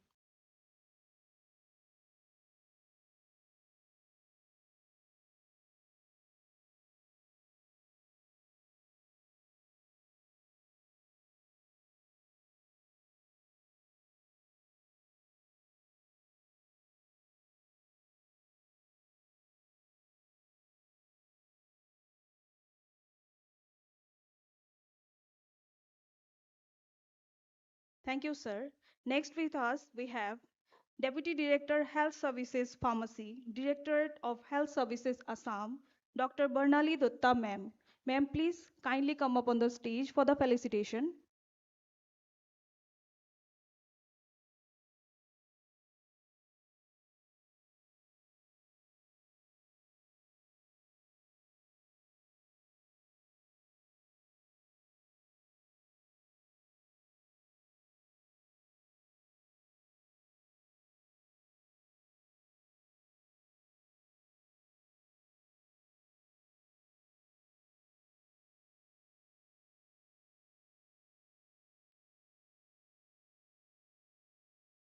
Thank you, sir. Next, we have Scientific Officer and Drug Analyst, State Drug Testing Laboratory, Guwahati, Sri Zahidul Islam Mojumdar, sir, with us. I would like to request sir to please kindly come up on the stage for the felicitation.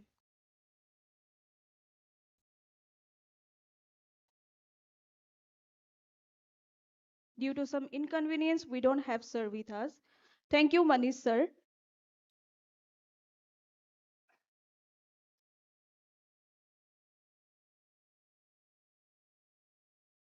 Moving forward, I am pleased to announce the launch of Pharmacy Today.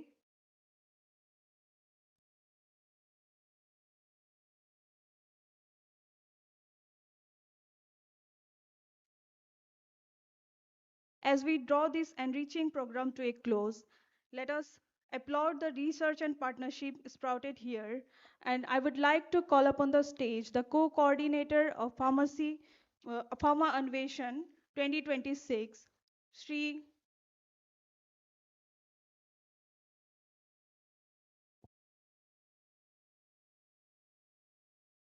Sri Sudhir Chandra Saha sir to kindly deliver the vote of thanks. Sir, please come up on the stage for the vote of thanks.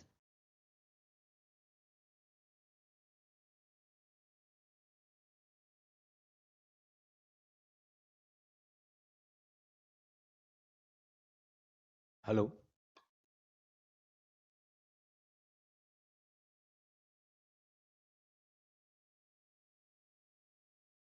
Good morning, all of you. Suprabhat. Pharma Ambition 2026, Northeast June, Pharmacy Education Day.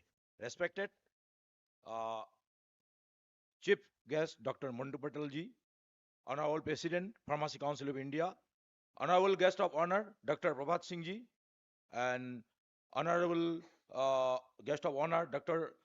N.C. Talukdar, Honorable Vice Chancellor, Assam Downtown University, Professor Bandana Datta, Dean of Studies, Assam Downtown University, estimated members, Pharmacy Council of India, President and Registrar of State Pharmacy Council, distinguished academician, industry leader, faculty members, their students, and all honored guests. On behalf of Organizing Committee of Pharma Ambition 2026, Northeast June, it is my great privilege and honor to propose the vote of thanks on this significant occasion, National Pharmacy Education Day 2026. Today, gathering carries profound academic and professional significance as it celebrates the enduring legacy of Professor Mahadev Lal Skrof, the, the revered father of pharmacy education of India. His pioneering efforts in institutionalization, pharmaceutical education, curriculum standardizations, and professional pharmacy practice laid the intellectual and regulatory foundations of the modern pharmacy profession of in our country. His visionary contributes continue to guide to evaluation of pharmacy education towards evidence-based practice, pharmaceutical innovations, and patient-centric healthcare delivery. Pharma Ambition 2026 stand as a fitting tribute to this legacy.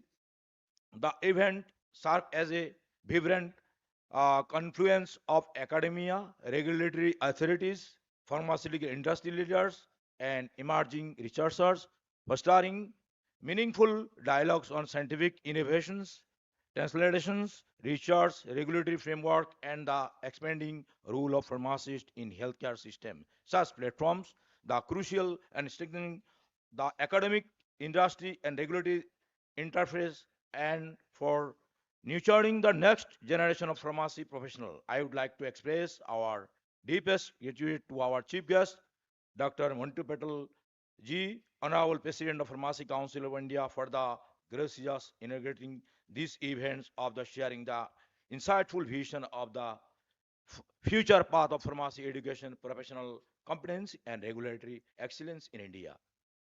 We also extended the heartfelt appreciation of the member of Executive Committee of Central Council of the Pharmacy Council of India, along with the presidents of the registered and various state pharmacy councils, Northeast regions, whose continued leadership of regulatory administration play a pivotal or important role in advancing the standard of pharmacy education and practice across the country. Our sincere thanks to go to the distinguished academicians, industry expert, and panelists who contribute their expertise and insight during the academic and industry interaction, thereby enriching the intellectual discourse and strengthening the collaboration between pharmaceutical academia, research and institutions, and industry stakeholders. I would also like to acknowledge the appreciate the enthusiastic participation of the students of researchers in the scientific sessions, posters, and presentation and innovation display, which truly reflect the spirit of research, innovation, and scientific inquiry. And versions of Professor Amil Skrop, sir. A special note of gratitude goes to Department of Pharmaceutical Science, Assam Downtown University, Guwahati, for hosting the prestigious zonal event and the providing explanation, institutional support, infrastructures, and hospitality that ensured the successful execution of Pharma Innovation 2026 Northeast region. I would further like to acknowledge the untiring efforts of the organizing committee, faculty members, administrative staff, and students, volunteers whose meticulous planning, coordination, and dedication ensured the seamless conduct of today's program. Finally, I extended my heartfelt thanks to all our distinguished guests, delegates, participants, and all wishers of being part of this remarkable calibration of pharmacy education, scientific advantage, and professional excellence. Since with sincere appreciation and gratitude to everybody present here today, I conclude my vote of thanks.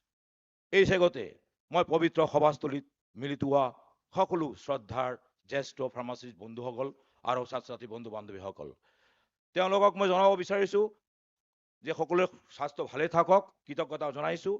সৰ্বে ভাৱন্তু সুখন, সৰ্বে সন্তু নিৰাময়া, সৰ্বে ভাৱন্তু স্বাস্থ্য ভাগ ইতি ভাগৱত কৃপা কাময়া। ধন্যবাদ থাকিল সকলোলৈ।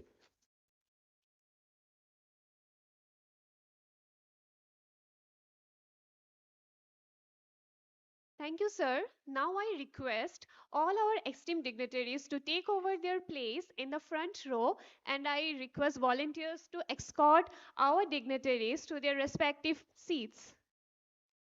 We will shortly start our academia industry panel discussion.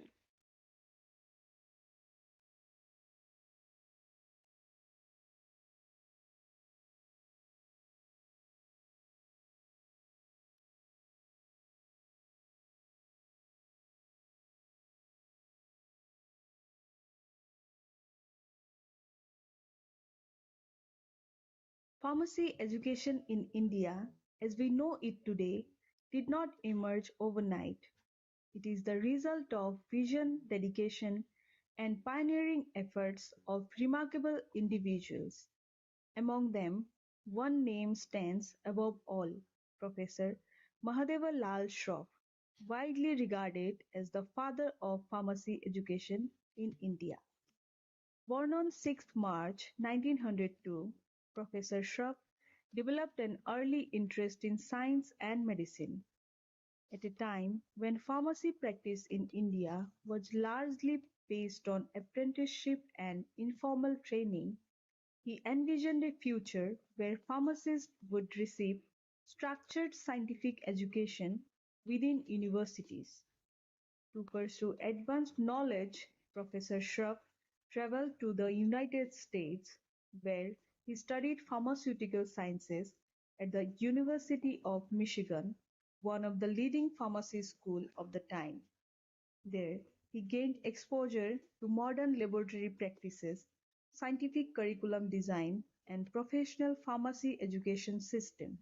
After completing his studies, Professor Shroff returned to India with a clear mission to transform pharmacy education into a scientific academic discipline. In 1932, he joined Banaras Hindu University, Varanasi, where he introduced the first structured university-level pharmacy course in India, initially as BSc in Pharmaceutical Chemistry. This marked a historic shift from informal training to formal academic education in pharmacy.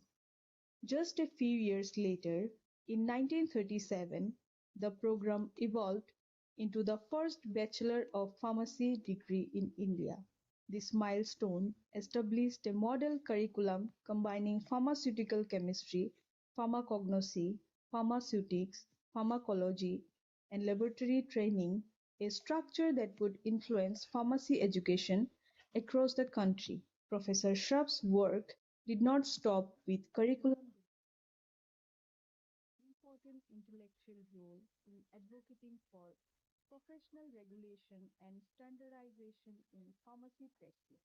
His ideas and academic leadership contributed significantly to discussions that ultimately led to important national legislation, including the Drugs and Cosmetics Act of 1940 and the Pharmacy Act of 1948. The Pharmacy Act of 1948 led to the establishment of the Pharmacy Council of India, commonly known as PCI, which became the national regulatory body responsible for maintaining standards of pharmacy education and professional practice in India. Today, the Pharmacy Council of India recognizes Professor M.L. Shroff as the pioneer who laid the foundation for organized pharmacy education in the country. His vision of scientifically trained pharmacists continues to guide the educational standards regulated by PCI. In recognition of his immense contributions, the birth anniversary of Professor Mahadeva Lal Shroff, 6th March, is celebrated every year in India as National Pharmacy Education Day. This day serves not only as a tribute to his legacy, but also as a reminder of the vital role pharmacists play in healthcare, ensuring the safe and effective use of medicines, advancing pharmaceutical research, and supporting public health systems. More than a century after his birth, Professor Shroff's vision continues to shape pharmacy education in India. From university classrooms to advanced research laboratories, the foundations he established remain deeply embedded in the training of every pharmacy professional. His legacy reminds us that education is not merely about knowledge, it is about building systems that empower generations to come. And through the continued efforts of institutions, educators, and regulatory bodies like the Pharmacy Council of India, the spirit of Professor Mahadeva Lal Shroff's pioneering work lives on.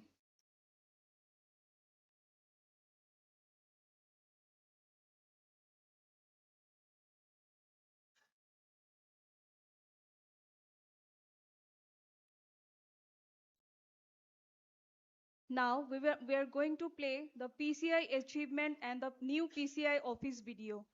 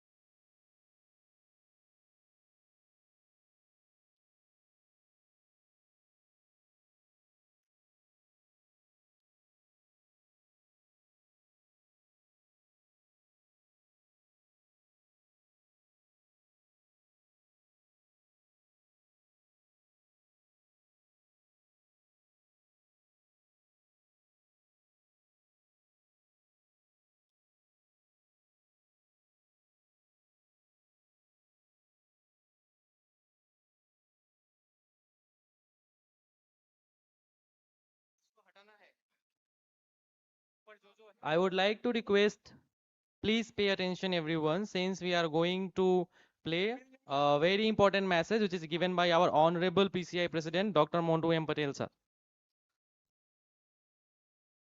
पूरे देश भर में आज pharma अन्वेषण का कार्यक्रम celebrate हो रहा है और 6 मार्च को हम नेशनल फार्मेसी एजुकेशन डे मना रहे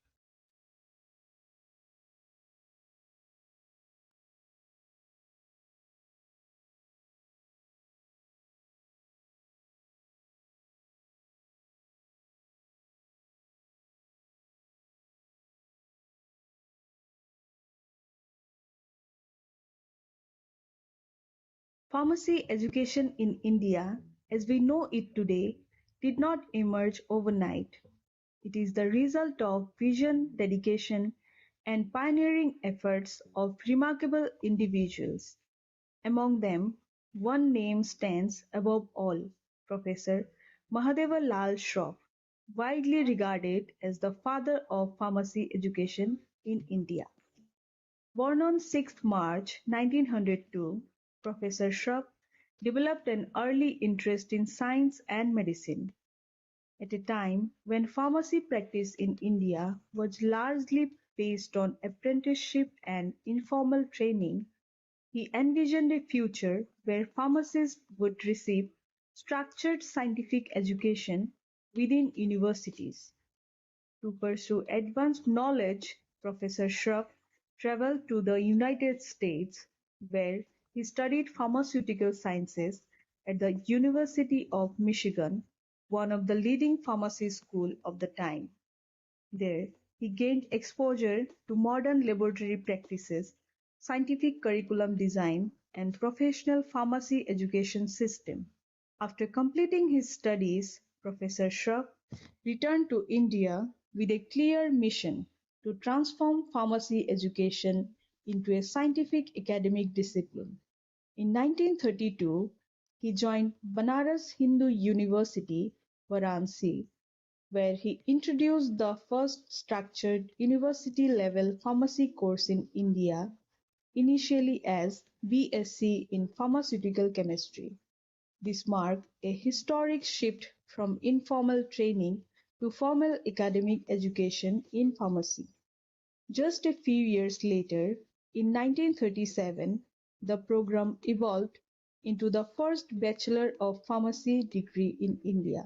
This milestone established a model curriculum combining pharmaceutical chemistry, pharmacognosy, pharmaceutics, pharmacology, and laboratory training, a structure that would influence pharmacy education across the country. Professor Shroff's work did not stop with curriculum development. He played an important intellectual role in advocating for professional regulation and standardization in pharmacy practice. His ideas and academic leadership contributed significantly to discussions that ultimately led to important national legislation, including the Drugs and Cosmetics Act of 1940 and the Pharmacy Act of 1948.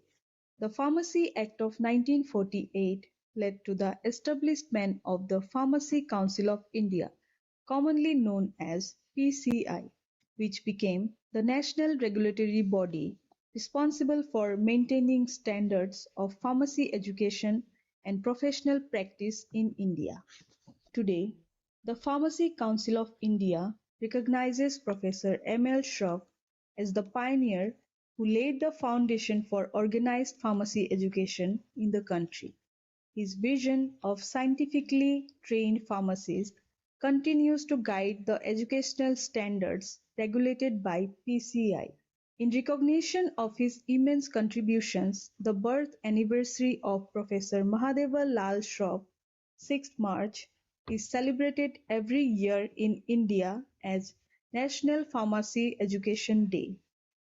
This day serves not only as a tribute to his legacy, but also as a reminder of the vital role pharmacists play in healthcare, ensuring the safe and effective use of medicines, advancing pharmaceutical research, and supporting public health systems. More than a century after his birth, Professor Shroff's vision continues to shape pharmacy education in India. From university classrooms to advanced research laboratories, the foundations he established remain deeply embedded in the training of every pharmacy professional. His legacy reminds us that education is not merely about knowledge, it is about building systems that empower generations to come. And through the continued efforts of institutions, educators, and regulatory bodies like the Pharmacy Council of India, the spirit of Professor Mahadeva Lal Shroff's pioneering work lives on.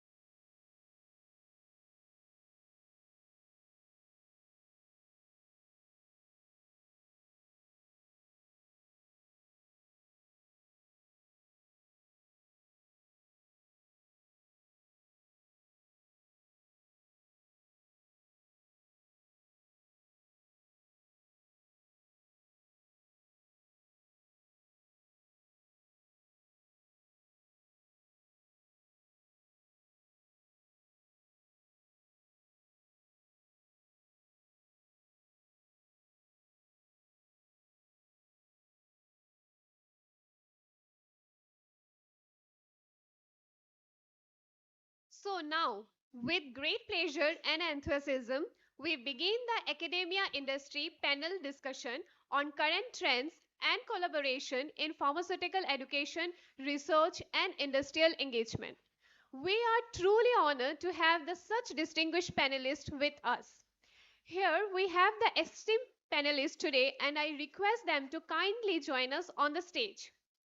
First, we have Professional Regional Institute of Pharmaceutical Science and Technology, Agartala, Central Council member, PCI, New Delhi, Dr. Nilimanka Das, sir. I request sir to please come over the stage and take the position. Next, we have President of Research and Development, Chemix Global, Mr. Dipankar Karmakar, sir. Sir, please kindly request to come upon the stage. Next, General Secretary, All Assam Pharmacists Service Association, Hospital Coordinator, Assam Legislative Assembly, experienced in the 35 years of hospital service, MBA, Hospital Management and Healthcare Management, and member of the Central Council, PCI, Chairperson, Professional Pharmacy and Public Relations Committee, PCI, Mr. Shri Sudhir Chandra Saha, sir, to please take over the dais and take the position. Next, Principal, NETS Institute of Pharmaceutical Science, Dr. Bharvat Jyoti Saharia, sir. Sir, please come over the stage.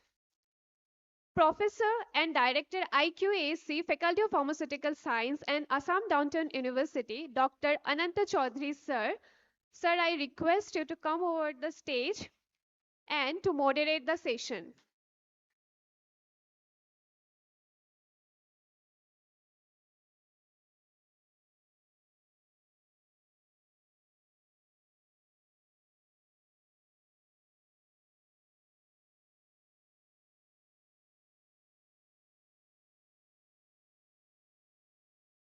I kindly request the principal of JIPS, Gejananda Chaudhary University, Dr. Damiki Lalu sir, to start the session.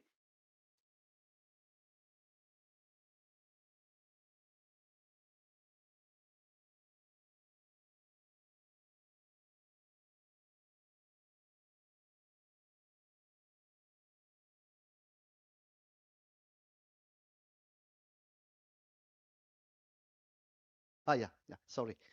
Very good afternoon to one and all. As we have today with us distinguished guests, the President of Pharmacy Council of India, and all the dignitaries of all the states, northeastern states Pharmacy Council. Today also we have with us the industry personalities, distinguished academicians, researchers.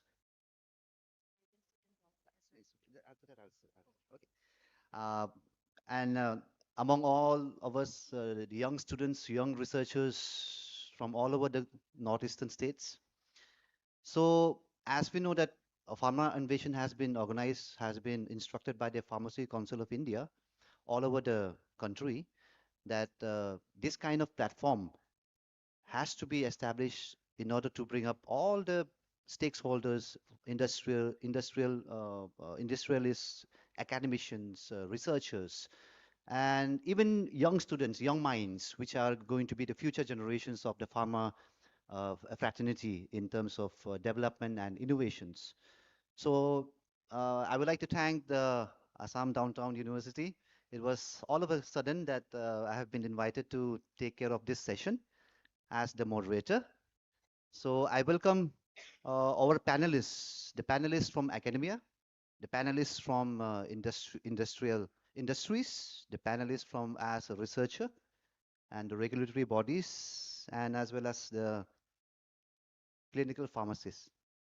So we will be starting this session with a discussion over the theme. Today's theme is Future Pharma Ecosystem, fostering synergy among academia, industry, research, regulatory, and practice. So I'll take my seat and we will start the session with the discussion from our panelists.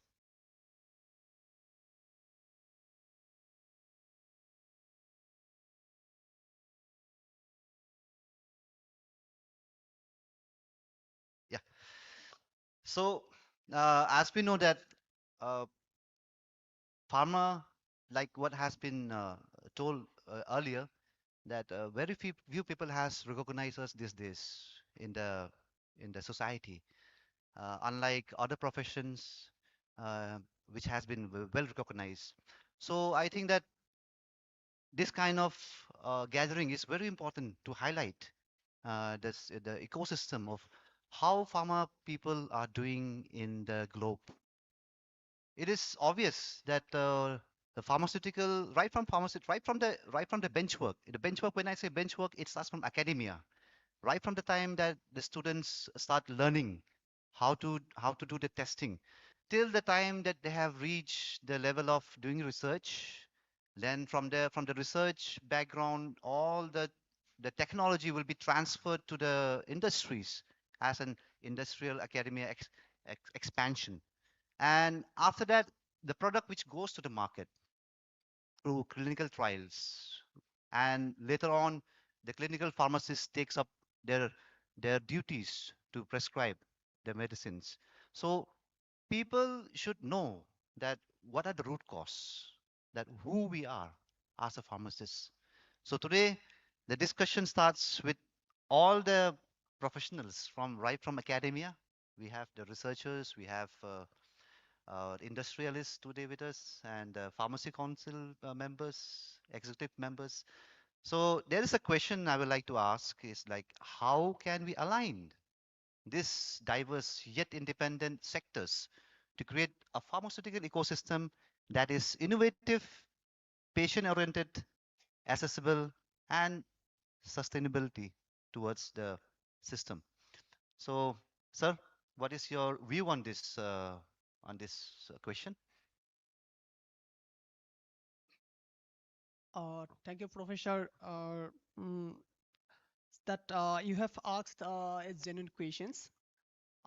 We are not telling about the research part, that is coming in the later part. But initially, what the problem that is associated with the pharmacy students, they becoming well educated, but somehow they are not becoming well trained, because what is the expectation from the industrial point of view, they should be from the beginning, from the they can know how to handle this SOPs of the different instruments in the industries. They should know how to maintain the validations. So this part is lacking behind. So there must have some bridges. The through these bridges in the later in the final semester, if the industry have some policies, they have come to the academia and train our student in terms of their industrial need. Okay, then the students will be, I think they will be well trained. So I request all the industry persons, they have some policies to train these our students, because in that way they will be benefited because after the pass out from this our B farm or M farm, they have to place in the industries, they again have to train them, where is you have needed time and money for 6 months of 1 year. So if they have the policy to train our student in our final semester or final year, then we think there will be making a bridge between our academia and this that is industry. So this is my just opinion. I just send my discussion to the industry persons. Yeah, that is very true. Actually, the new buds, the students, probably the final year students. Yeah, this is a practical theme where the students lack skills. We are lacking skills. We are too much oriented towards curriculum. So I guess there should be a change in the curriculum in such a way that the final year students, I will say the 7th sem and 8th sem, has to be directly oriented with the pharma industry.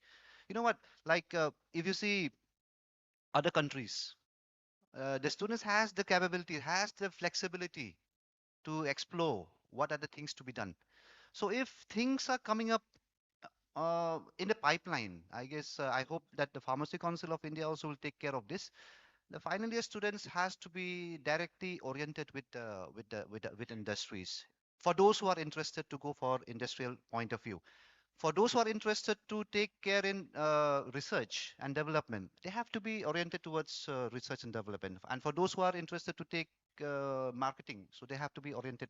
So that is called skill specific. The demands based on their what do you call it, on their experience, or on their uh, requirements, that what they want to become after completing their degree. So, sir, I would like to ask our industrial panelist, Dr. Dipankar, sir, how is your view from the industrial point of view towards what are the developments that we can make? We can have that interaction, a great interaction between industry and academia. Thank you. Thank you very much.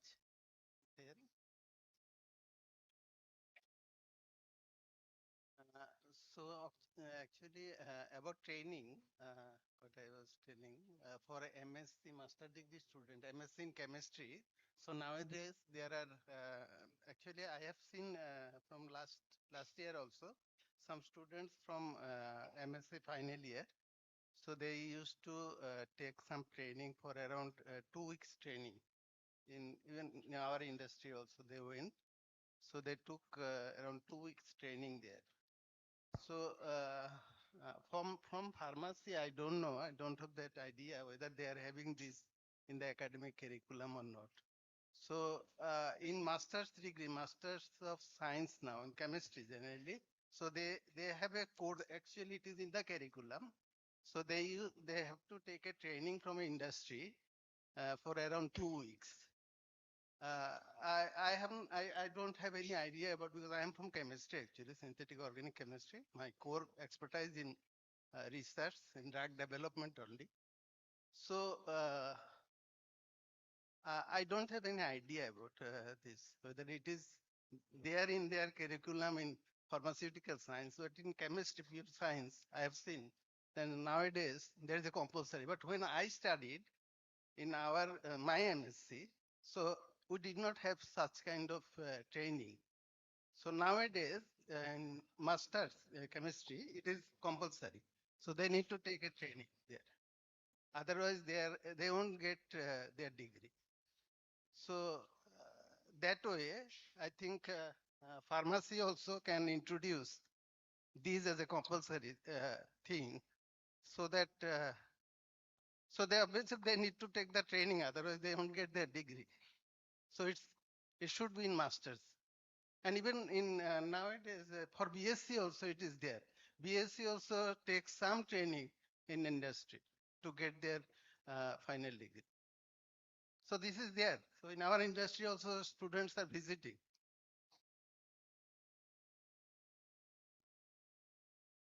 So it is there. And from industry perspective, so I'm just telling that how research we can do. So I'm giving a simple example actually. There is simple example.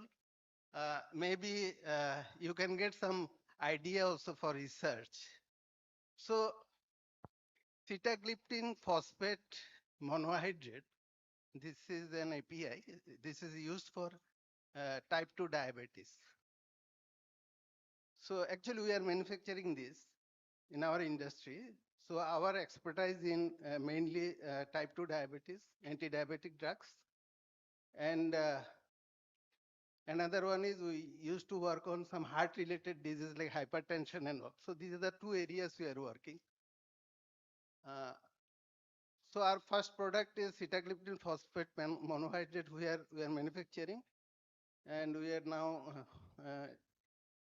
manufacturing means this is our first product, and huge we are manufacturing now, almost ton we are manufacturing. So other products are in the pipeline, but this is the first product. So for that actually manufacturing sitagliptin phosphate monohydrate, we get the raw material not from India actually. India nobody makes that raw material. This is only prepared in China. From China only we used to bring that sitagliptin base, and from there we just perform 1-2 steps and get the final API. But to get the sitagliptin base actually, from science, if chemistry by chemical way you need to synthesize, then it is huge expensive actually. It cost around 12,000 rupees per kg, 12,000 rupees. But if we do by biotechnology, so chemically the sitagliptin base to make, so it's take just I am taking the money things, then it would be very clear to understand. So it takes around 12,000 rupees. But if we make say biosynthetic way, so it will take around 3,000 rupees. So we are getting, that's why we cannot compete, because if we need to make by chemical way. So we need to bring it from China. Yeah. So Chinese they are making actually. So actually I was looking for someone if they works. So it can be actually there is a conversion in chemistry. So there is a in one stage we need to use highly expensive catalyst actually. So there is a conversion means we need to get R enantiomer. So they are only the main tricks. So in bio, there is an engineered, actually, there is an engineered enzyme called omega transaminase. So if it is engineered, so this can be made, that conversion is very cheaper. And that enzyme is again only China, only US, one company named Codexis. They are making, and that is their the sole business for making sitagliptin base for that stage only, that step. So if someone in India starts this research in academic, so there will be very actually huge expensive project one can start, and we we can implement that in industry also. So I am looking someone in India also who are interested to do that kind of research, so that we can bring their technology, and three industry we can stand on that only. One is biotechnology, one is chemistry, and another is production. So with that idea, if someone wants to take and start working. So these kind of things are there where we can collaborate and do excellent work, and that way we will be independent also. Now we are dependent because we need to bring the raw material from China. Otherwise you can't make, because otherwise the cost, whatever you will bear, you cannot make any business with that. Thank you. Thank you, sir. Exactly like what our Honorable President told earlier. If China can, then why not we? So that is the question we should put in our mind now. If China can, then why not us? What our scientists are doing.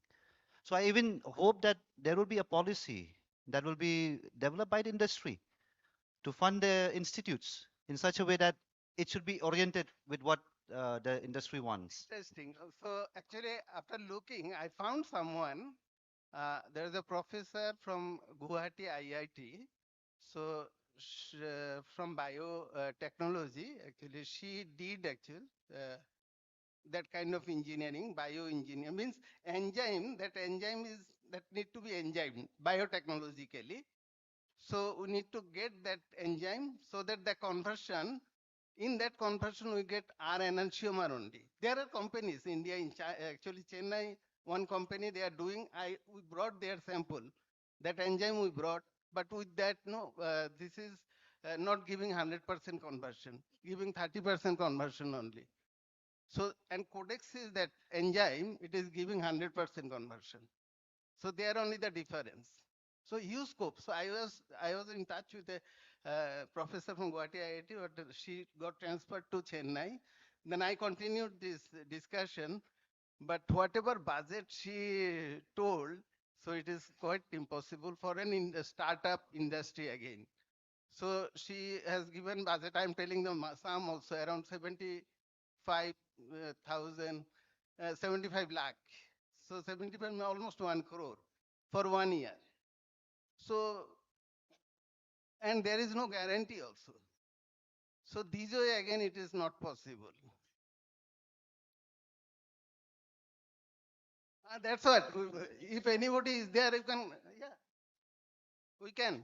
We can We collaborate. have to collaborate Yeah, sure, with sure. big This is open. big university. This is open actually. Yes, I yes. kept it open. So Moya sir, I request you take some suggestion from industry people what they want, and you circulate in good university who can capable to do some things new. And sir, Because for your information, I'm telling you, this Chemex Global is the first API industry in northeastern region. So actually, I am basically I am son of this soil, but I settled in Hyderabad. So, but because of this company, I again came back. Actually, I was not supposed to come back in Assam again because I was almost settled there. So, but because of this company, because 2 years it took for me to take a decision and come down. When I actually applied for my this resignation, the company where I was working in Hyderabad, so they actually did not sanction my resignation. Then after again 1 year later, then I told them, no, my health is not permitting, so I need to go my native. So that way I took my this relieving letter from them and I joined in this company. So I actually asked him that if you want to start that company owner, why you have just spoiled your money starting something here in Assam? Well, no, my aim is I need to do something here in Assam only. So he is great. Mr. Pratik Jain, the managing director of this company now, is a joint venture. I think they are doing this business, joint group from last three generation. He's a third generation entrepreneur in Assam. So he has started this company. So I request you also to just have a visit. So it's the first Nay, industry in now Northeast. PCI will start some give funds to the for the research and innovation. Sure. And Now we are I'm starting telling, I'm within. telling, there is huge scopes in industry and academia where you can do excellent work actually. Uh, Because, because small industry has a no facility to develop and testing and trial. So only academic people can do. So please, yeah. From pharmacology, but you know, Numaligarh refinery is producing. Honorable Prime Minister came and inaugurated bioethanol, and the main enzyme is cellulase, and it it comes in tons, and we do not have expertise. It comes from abroad, Austria or some company exclusive, right?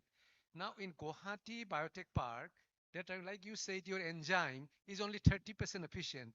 So in Guwahati Biotech Park, they're trying to do engineering to enhance the efficiency of enzymes. Now in pharmacology also, the enzymes are of high demand, and how to enhance the activity of, like one you have said. So somebody has to take up genetic engineering, but it's not very difficult because many a time microbial system can be adapted in a way that it expresses produce. So like these are some of the areas like industry, you have a R&D, you invest certain amount of money, but this academic institution, the problem is in academics, I have worked in academics for quite some time. Now, when we teach our students, it always remain bookish. What is in the text, right?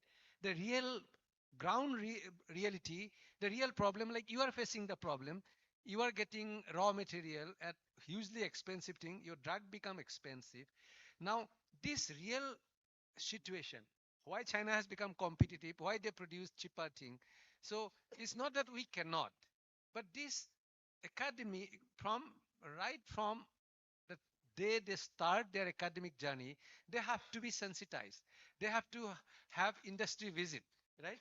So this is what should be like the frequent industry visit by pharma students, maybe one in the first year, once in the second year. So that sensitizes them. It connects them to real world problem. Like they're not only service provider, but knowledge provider, but also knowledge creator and product creator using this knowledge. Okay, thank you for giving this. Yes, sir. That is very true. Actually, likewise, I already told that the students has to be exposed.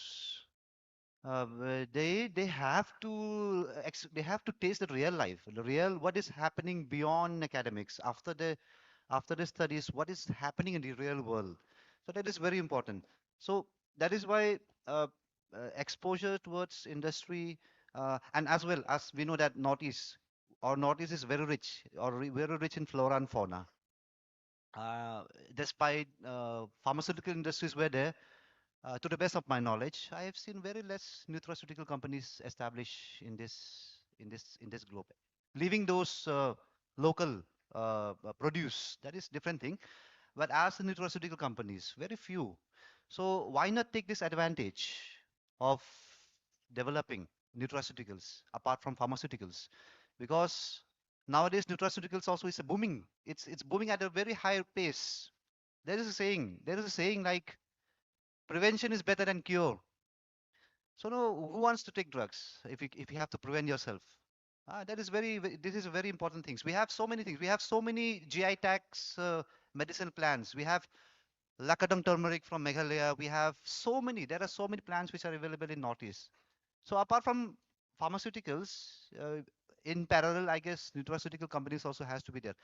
And one more thing, sir, I guess it's very important that the students should know the word of incubation. This incubation, which is it has to be there in might be to my knowledge, it has to be there in the system. If you see IITians before they complete their degree, their graduates, they're already well established to establish their own companies in the outside world. So why not pharma? Pharmaceuticals is also very important. We have so much of great minds out here. So, uh, based on this solution, based on these challenges, there should be a solution. And I would also like, since it is we have discussed with an industrialist person, I would also like if other industry people wants to highlight something about this. How can we have this connection? There is always, I have been attending many types of conferences, but we are stuck here. How industry has to connect with academia? The solution has to come out. Once the solution is there, then I think we are will be able to beat China in a very fast pace. So I request other industrial people who wants to give their insights on this topic of discussion.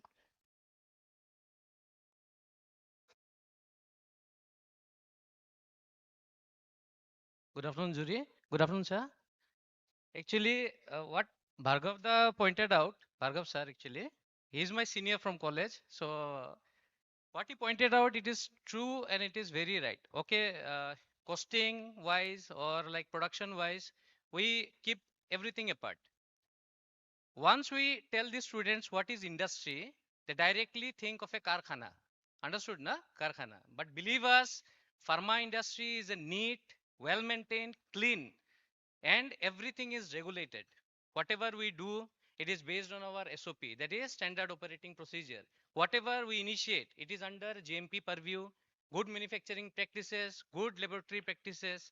Whatever we maintain inside, either it should be temperature or RH, it is well maintained, it is well defined. What sir is telling about storage condition, yes, we have to look after storage condition. Why we need to do the stability studies? Because I'm producing medicine here in Assam and I'm sending it to Rajasthan. So you can see the temperature differences.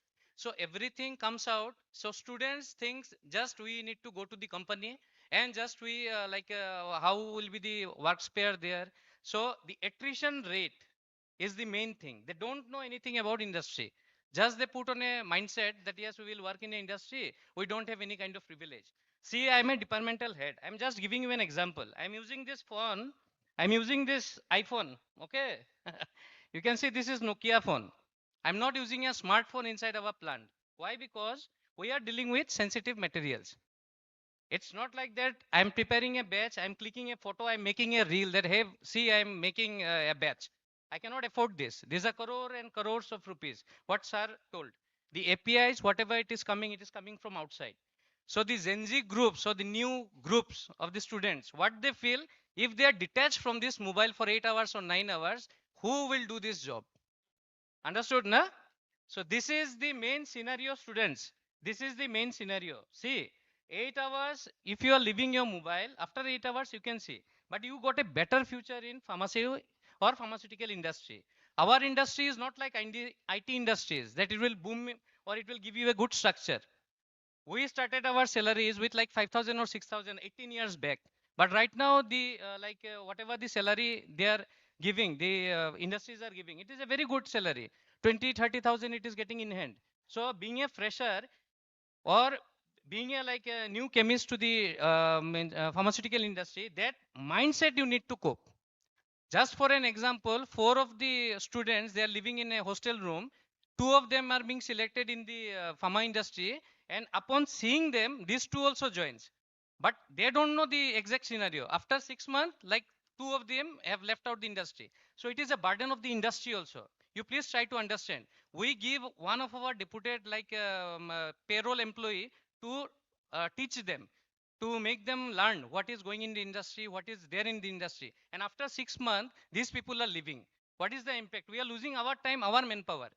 So that is the gap. I think like PCI esteemed members are here, president sir is there. I think there should be a very fixed curriculum and there should be a fixed law that it should be given to all pharma industries. Our company, Netco, it is a research driven. I'm telling you frankly, like few industry like visits are there because there are sensitive materials and everything is costly.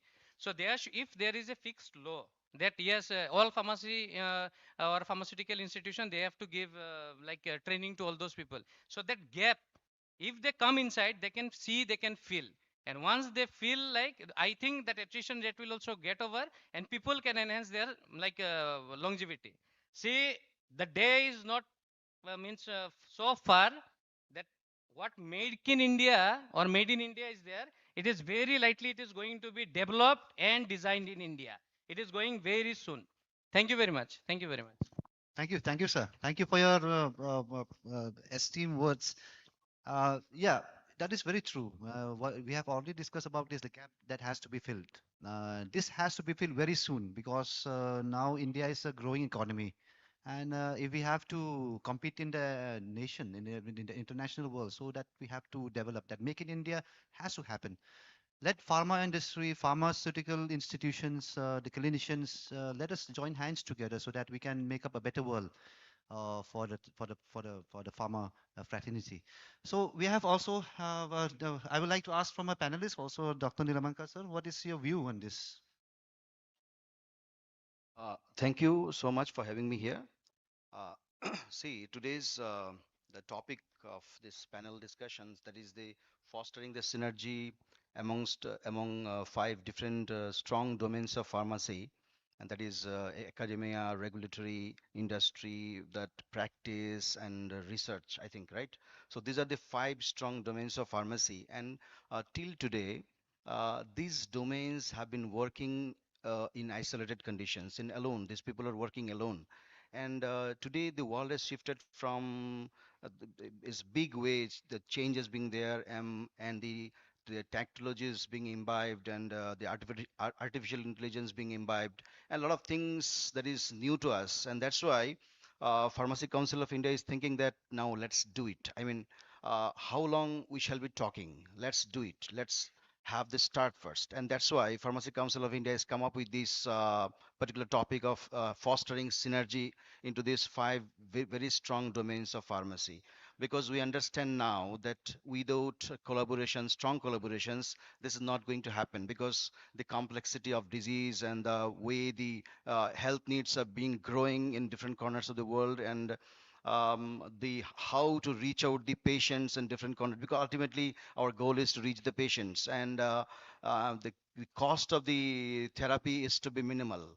The therapy need to be to reach to the every citizen, every people that needs the treatment, that should got it. That's why, and because pharmacy is in the intersection of these five domains. So traditionally what is happening, that academia, they are generating a lot of knowledge, the professional knowledge, universities, institutions, that they are doing this kind of jobs, and we people are doing studies, doing MPharms and doing PhDs, and ultimately we are coming out with 2D structures, I mean, that is papers.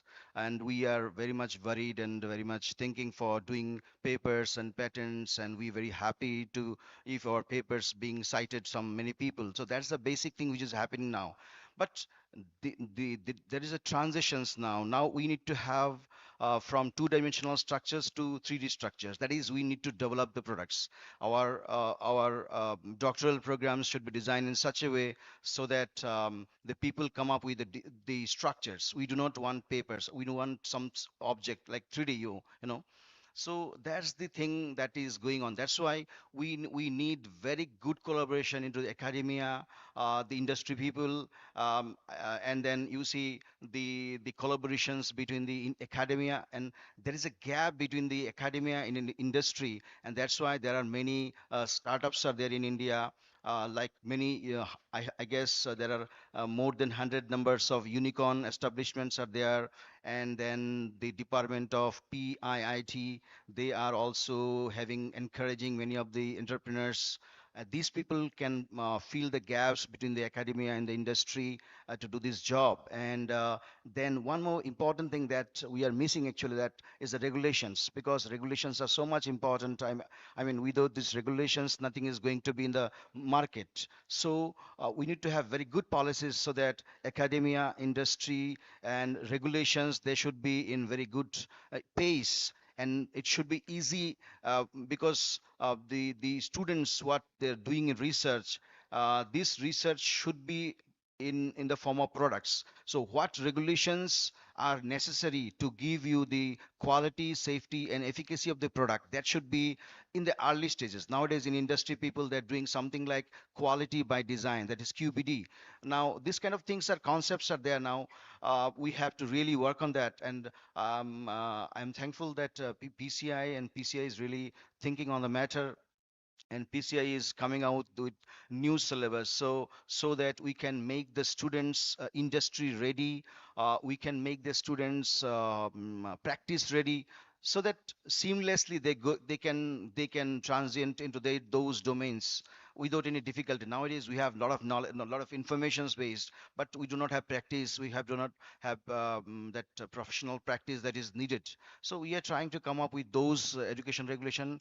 Our president of PCI, Mantu Patel sir is there, and he is very young person, but young and dynamic person, and doing a lot of work and giving a lot of pressure to the PCI people to work hard and hard all the time. He is always there to push people, and he is not allowing anybody to taking rest, and asking people to do work quickly like that. So this is the thing which is happening in PCI nowadays. I mean, after Sir has taken the chair, and really I hope that in coming days, academia, industry, regulators, practice people, the people who practice it, they know what they are practicing, what is the requirement. Academic people, they do not they do not know what is the requirement. So now if there is communications, if there is collaborations, then because patients has to be given the treatments. Now we talk about telemedicine, we talk about telepharmacy, all these things are new digitalizations that is being coming in things. Now if we talk about digital things, now people has to get the digital things. I mean, people are, we talk about remote counseling, remote diagnosis, remote treatment, all the things we are saying, but whether the internet facilities are there in that. So this is also the area that we have to see. So there should be a very good policy. And one more thing I like to tell, that whenever we talk about the research, I mean, say for PhD, producing PhDs, at that time there should be some supervisors from industry, if they're allowed to be in the institute to supervise the students. So the real problems of the industry that they're facing, and that can be solved doing MPharm research or PhD research. So that industry will also be helpful, and academia will also complete their curricular, whatever is required. So these are the few things I hope. So we need to work how to translate this research from the laboratory to the product in the market. So that's the thing, that shifting should be there, and very good policies to be framed, because today alone we cannot do that. We have to work together. There's the theme also of the pharmacy, National Pharmacy Education Day. So we have to really think seriously, not just for talking and discussion and bhashan, but really for doing something. So that's the thing. Thank you, sir. Sir, I have a question to Nilimanka, sir. Sir, do you think that our pharma teachers need time to time, that is training in industries, to teach the courses, practical oriented courses like validation, CGMP, GMP, GLP, this type of courses? Do you think in that way? See, what is happening, we are, because academia, universities and institutions, we are learning lot of theoretical things, but not practical exposures. Whatever you said, these practical exposures are very much essentials, because if you do not work on hand, I mean, if you do not handle the machine, how to do it? So that is very much important, sir. Without that, it is not possible to translate it in the market. So patient care, patients needs a product. That product should be of high quality, safety and Is efficacy. PCI have any planning to train our pharma teachers for the better education? See, sir, nowadays quality education programs, CEP and many other programs are there, and PCI is always a dynamic process. They are always encouraging informations, whatever deliberations are giving to PCI, and the inputs which is we are getting from the people, stakeholders. We are always inculcating those things and accommodating those things, and putting forward. Now, PCI is now the shifting their working culture. They're not only answering the solutions, but they're they're proactively working for developing a quality culture. So that's the thing what I have seen in my tenure, that the shift which is being happening now. So definitely, sir, whatever you said. So sir, because sir is also having here. So sir also have uh, because we are working with the vision of president, sir. So that's the thing that I mean, really we have some good plans on that also. And as you know that so many we are engaging our stakeholders. And if you see now today, today we have launched the pharmacy today, the newsletter. So you can see in this newsletter you will be able to see that what are the latest regulations, latest updates, what are the things that PCI is doing. Everything will be in the papers. It will be known to every stakeholders. It may be industry people or it may be regulatory people, everything. So in short, sir, we need a stronger collaboration in real sense. That's the thing. Thank you, sir. So from research, industry, now let us come to the patient-centric. We'll have a word from our Sudhir sir regarding patients because he's a experienced pharmacist and working with patients for a long time. So how do you propose, sir, that now the product is there in the market, and how your Yes. team or your the experience in this? Actually, my Yeah. experience I am sharing with here from the long tenure of 36, 3 decades, near about 4 decades, as like as 36 years experience in hospital pharmacy in the related with public. That में मरीज लोग जो है हम लोग का साथ related है. तो इन दिस रिगार्ड्स मैं इसी आधार पे जो प्रेसिडेंट साहब है फार्मेसी काउंसिल ऑफ इंडिया का, उनका जो मिशन और विजन, मैं 36 ईयर से मैं हॉस्पिटल फार्मेसी में काम करता हूँ, लेकिन ये जो theme of the national pharmacy education, the future frame ecosystem, fostering synergy among academia, industry, research, regulatory and practice. ये जो आधार, ये जो संयोग, ये जो हम लोग एक साथ में बैठने के जो प्रयास किया प्रेसिडेंट साहब ने, मैं नॉर्थ ईस्ट से बहुत बहुत बधाई दे रहा हूं प्रेसिडेंट साहब को. ये एक हम लोग का एक जो मौका मिला, ये जो हॉस्पिटल फार्मासिस्ट जहां जहां पर काम करता है इन हॉस्पिटल सेक्टर, आदमी लोग मरीज लोग क्या पहचानता है, ये वो लोग फार्मासिस्ट है. इन बिहाइंड कहाँ है, रिसर्चर है, एकेडमिशियन है, रेगुलेटरी है, दे डोंट नो. जो मोलिकुल निकालता है रिसर्चर और न्यू न्यू मोलिकुल्स रिसर्च करता है, तो ये दावा जब मरीज लोग प्रेस्क्रिप्शन लेके आता है, जो निदान पत्र लेके आता है, जब पर्चा लेके आता है, हम लोग को पूछता है ये दवा नया निकाला डॉक्टर साहब ने लिखा है, हम कैसे खाऊं, ये ठीक है कि नहीं. तो इसी आधार पे मैं बहुत बहुत बधाई दे रहा हूं मेरे पेशेंट साहब को, जो ये मंच में बैठने के एक मेरे मौका मिला लास्ट नियर अबाउट 4 डिकेट्स में. सो इसी मंच में जो बैठा हुआ है मेरे शिक्षा गुरु है और मेरे प्रिय बंधु बांधवी छात्र छात्री हो, गण को मेरे एक मैसेज दे रहा हूँ. This significant opportunity to bridge the gap between, जो हम लोग का गैप है वो gap between clinical practice, that means hospital pharmacist, academics and research and industrial scalability, being both practitioners and researchers. It is a unique position as a hospital pharmacist to discuss how best to beside innovation actually work in a hospital settings. So may can I also talk with Assamese language version. So मेरे जो प्रिय छात्र छात्रीगण हैं, तो इसी आधार पे उन लोगों पे एसएमएस में बोल रहा हूँ, बिकॉज जो उन लोग कोर्स कंप्लीट होने के बाद कोई रेगुलेटरी में जाएगा, कोई इंडस्ट्री में जाएगा, और 60% स्टूडेंट वो हॉस्पिटल सेक्टर में काम करने सकता है, और गवर्नमेंट भी हो, स्टेट गवर्नमेंट भी हो और नेशनल लेवल भी हो. सो बात क्या है, जो आप लोग पैनलिस्ट है, मेरे श्रद्धा रेस्पेक्टेड पैनलिस्ट है, आप लोग को मैं निवेदन कर रहा हूँ, বৰ্তমান এজন হস্পিটেলত ফাৰ্মাচিষ্ট হিচাপে পিএইচডি গৱেষণাত ব্ৰতী হৈ থকাৰ পৰিপ্ৰেক্ষিতত মই ফাৰ্মা অন্বেষণক এক মূল ভাৱক থিম কেৱল নতুন আৱিষ্কাৰ আহ্বান বুলিয়ে নহয়, বৰঞ্চ একত্ৰীকৰণ এক আহ্বান বুলি অন্তকৰণে মই অনুভৱ करूं. जो हम ये आधार पे बोलता हूं, जो हम लोग एक ही साथ में बैठा हूं, मैं दिल से आप लोग को श्रद्धा निवेदन कर रहा हूं, और ये दिल से निकालेगा हम लोग क्या जो हॉस्पिटल फार्मासिस्ट को काम करने का एक प्रयास मिलेगा और एक एनर्जी मिलेगा इसी आधार पे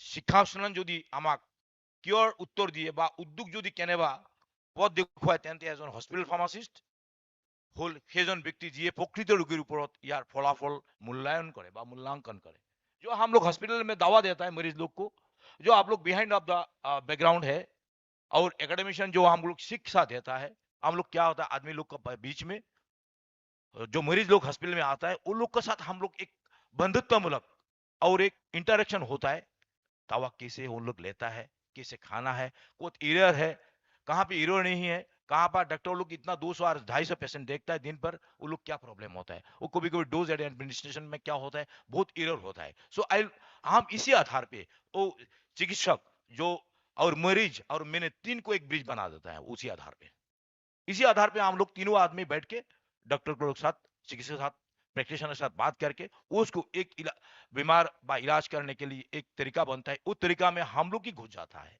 इसी आधार पे मोर ये तर्कत एटाई कथा আছে চিকিৎসালয় एक जीवंत परीक्षागार जो हम लोग हॉस्पिटल है वो एक लाइव हॉस्पिटल लाइविंग लैब है is like as living lab है इसी आधार पे বৰ্তমান প্ৰেক্ষাপটত আমি প্ৰায়ে দেখিবলৈ পাওঁ যে বিশ্ববিদ্যালয় লেবৰেটৰী উদ্ভাৱন হোৱা এটা অণু মলিকুল আৰু এখন ব্যস্ত চিকিৎসালয়ত ইয়াৰ ব্যৱহাৰিক প্ৰয়োগৰ মাজত এই এক ব্যৱধান থাকে दैट मीन्स जो इंग्लिश में हम बोला हूं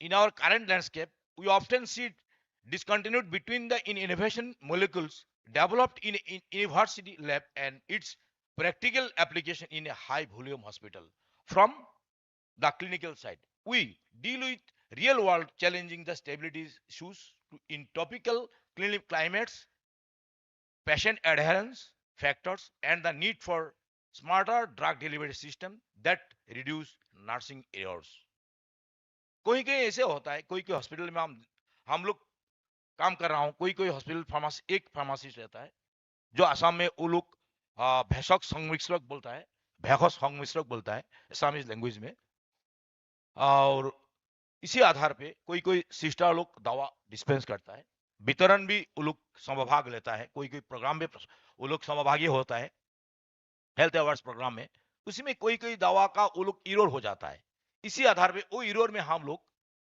इंट्रोड्यूस होके वो लोग को हम थोड़ा health education related medicine education भी हम लोग एज ए सुपरवाइजर से काम करता हूँ वो लोग को जब हम लोग प्रोग्राम में जाता हूँ उसके आधार पे पहले हम लोग एक ड्रग डिलीवरी सिस्टम लोग को अवेयरनेस कर लेता हूँ ये हम लोग का हॉस्पिटल फार्मासिस्ट का उसको मुख्य भूमिका एंड वाइटल रूल है that the industry link my role as a practitioner allow me to tell the industry your innovation is significantly brilliant but we need it to be more cost effective or easier to administer in a 50-bed government hospital facilities bridging research uh, bridging research and commercialization the phd perspective So, in my own so we have less time, yes so you can just brief us. Yeah, we have already back on schedule, so okay almost. in my own research journey I have realized that for social pharmacy and innovation to thrive we need to feedback loop academic deliberation we need professors to guide us on pharmaceuticals jurisprudence and ethics and also industrial innovation we need the industry to provide the technology for smart technologies and medical device mentioned in the Assam Downtown University showcase. Clinical validation. As hospital pharmacists, we provide the data. We are the ones who can identify the unmet needs that should drive the next PhD thesis in the next industrial patent. Patent.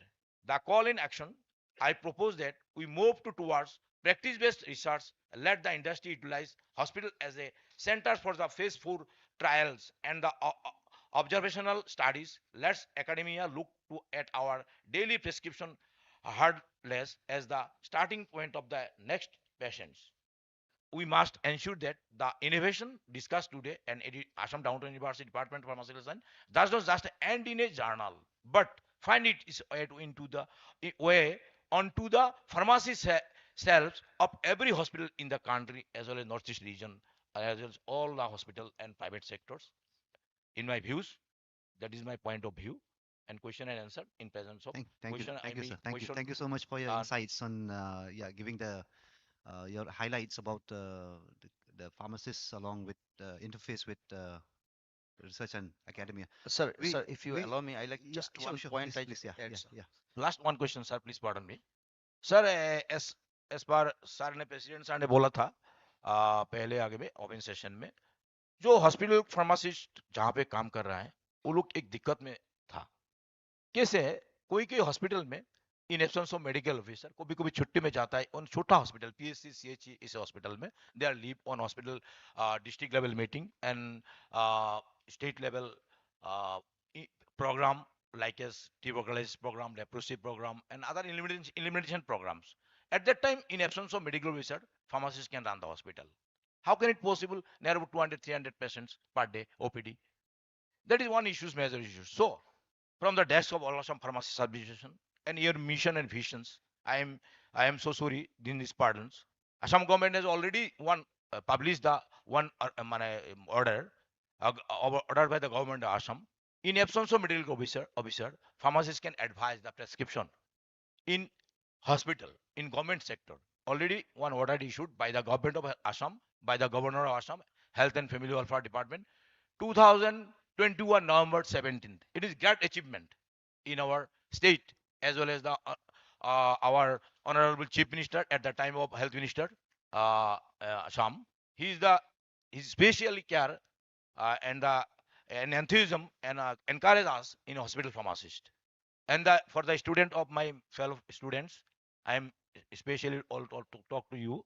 মই আপোনালোকক জনাব বিচাৰিছোঁ already আমাৰ মাননীয় সভাপতি মহোদয়ৰ যিটো mission আৰু ভিছন তেওঁৰ মতাদৰ্শ যিটো আছিলে তেখেতে কৈছিলে ভাৰতবৰ্ষত সকলো ফাৰ্মাচিষ্টৰ কাৰণে হস্পিটেলত কাম কৰা ফাৰ্মাচিষ্টৰ বাবে প্ৰেছক্ৰিপশ্যন ৰাইটটো কৰাৰ কাৰণে তেওঁ প্ৰয়াস কৰিছিলে সেই প্ৰয়াসৰ লগতে মই সংগতি ৰাখি আমাৰ ভাৰতৰ ভিতৰত হয়তো প্ৰথমতে অসমতে এই এই অৰ্ডাৰটো প্ৰথমতে ওলাইছে যি নহওক মই আজি এই মঞ্চত সুবিধা পাই ক্লিনিকেল ফাৰ্মাচিষ্ট হিচাপে মাননীয় সভাপতি মহোদয়ক মই এই কথাখিনি নিবেদিছোঁ ধন্যবাদ থাকিল Thank you, sir. Thank you so much.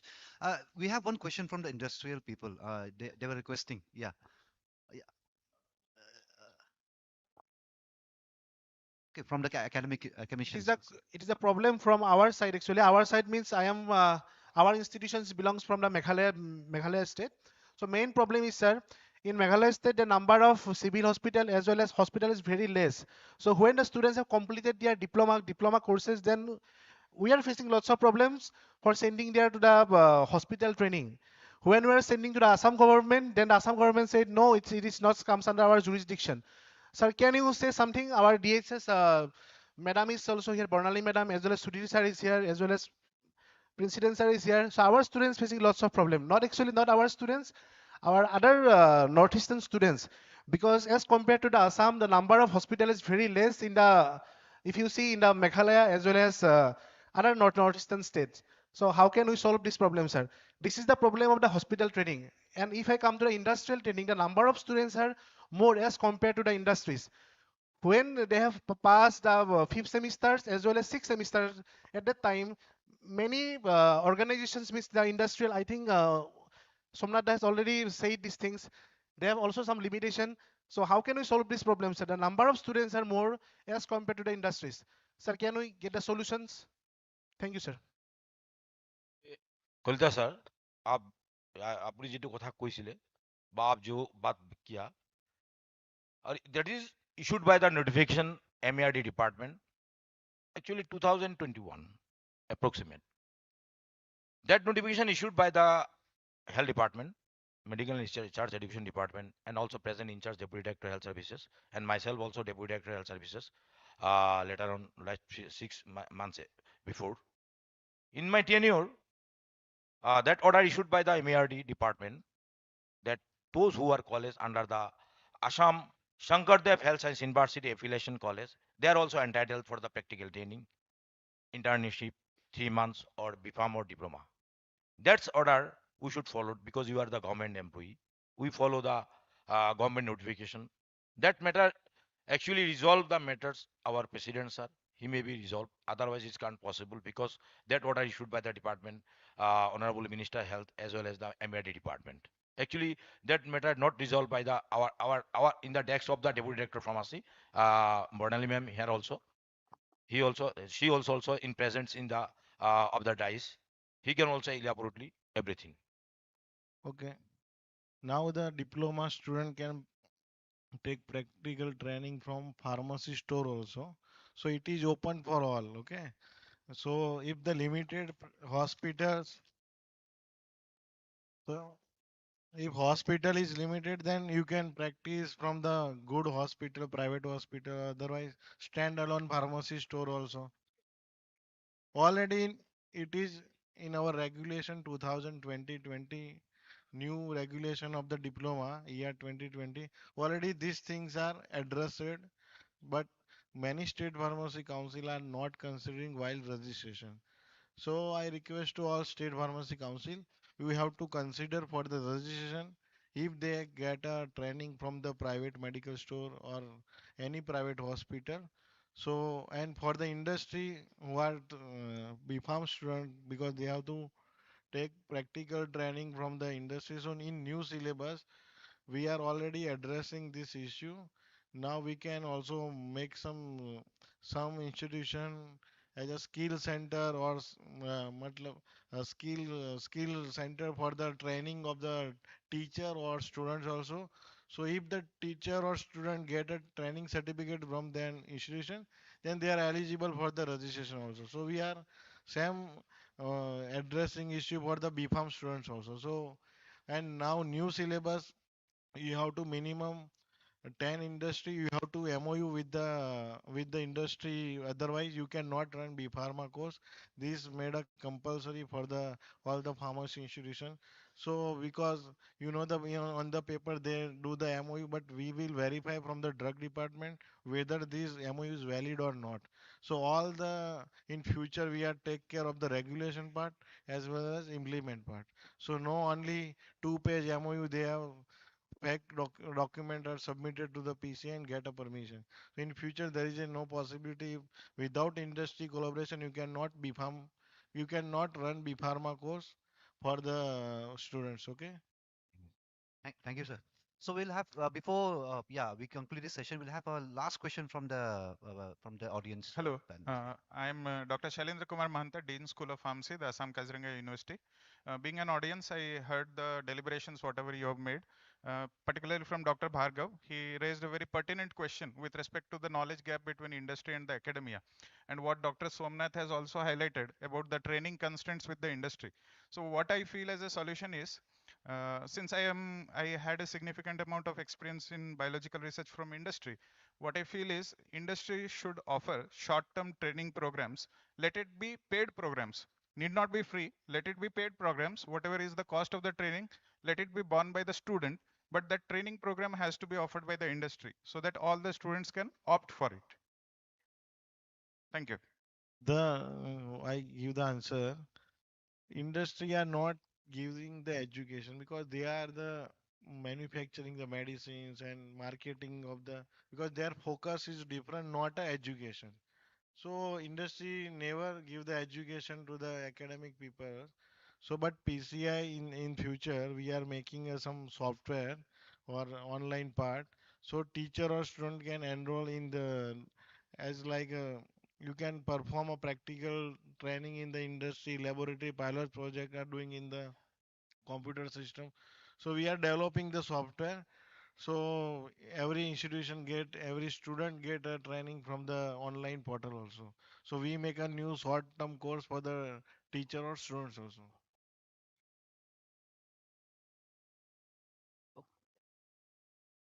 Let me express one of my concern in this matter. Uh, when I had interaction with students, many students do not have an interest to join industry. The reason is that industry salary paid are always very less. Yeah, that is the reason why they said that after completion of B Farm, they don't want to join industry. I don't know whether it is true or it is only an excuse from the student side. So that's what is the reason and what would be the possible way to address that kind of issue if it's true. Thank you. No, initial payment actually because they need to take training actually minimum Yes, yes. almost As one to like two years. stipend. Yeah. So a stipend they used to get. So that is not only in pharmacy, that is in every field, even in IT also. So first when they recruit from the campus, they don't get much salary because as per the city they used to get. Uh, when I joined in industry, I also used to get very nominal salary. So Whenever that is you no start the salary. career, you have Yeah, to join yeah. with the less So salary. If 2 you have years, expertise, then you can get a more salary. minimum 2 years you need to compromise. Yes, yes. And then after that automatically. And my sincere request to the students also, don't rely on that. Yes, after passing pharma, B pharma or M pharma, I'll obviously get a job. Don't think on that. You just set your mind like that, that I need to do something of my own.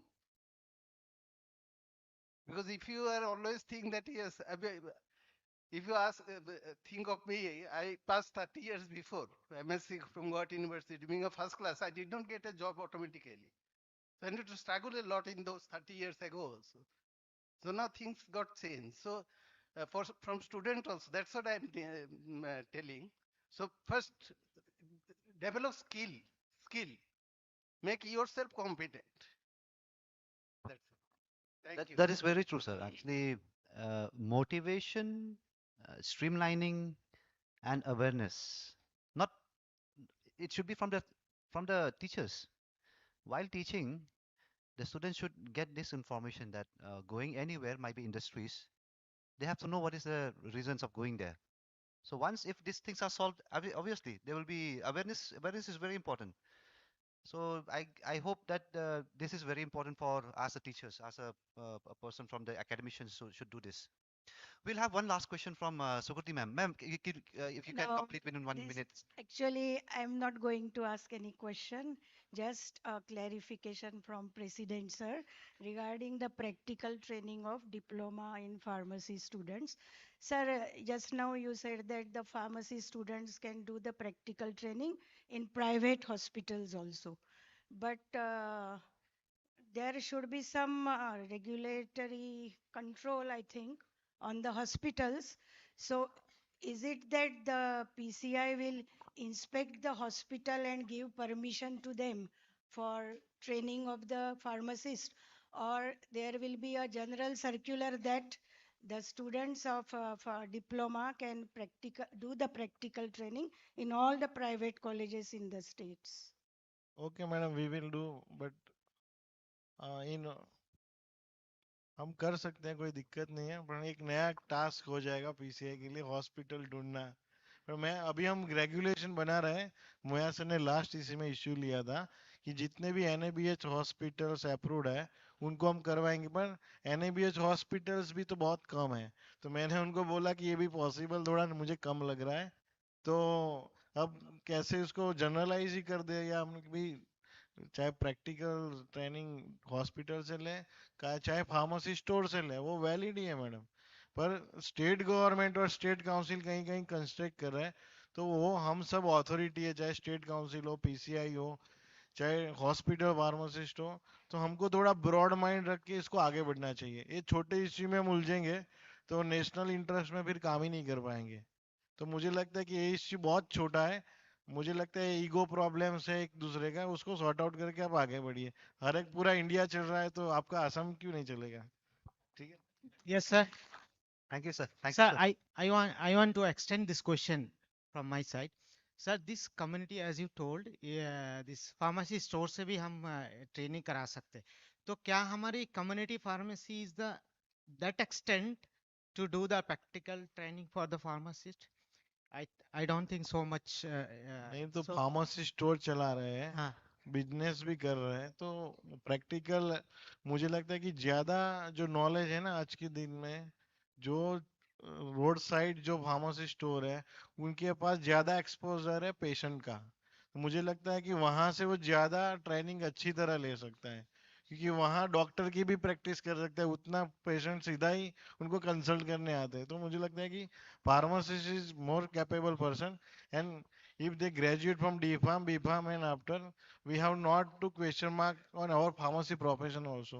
We have to always do positive things, because आपने देखा होगा कि कोई भी डॉक्टरी करने के बाद कोई नहीं बोलता कि क्या हम डॉक्टर कॉम्पिटेबल है कि नहीं प्रैक्टिस करने के लिए। हम सब कॉम्पिटेबल ही है, पर एक्सपोजर जिनको जैसा मिलता है वैसे वो कॉम्पिटेंसी उनकी बढ़ती है।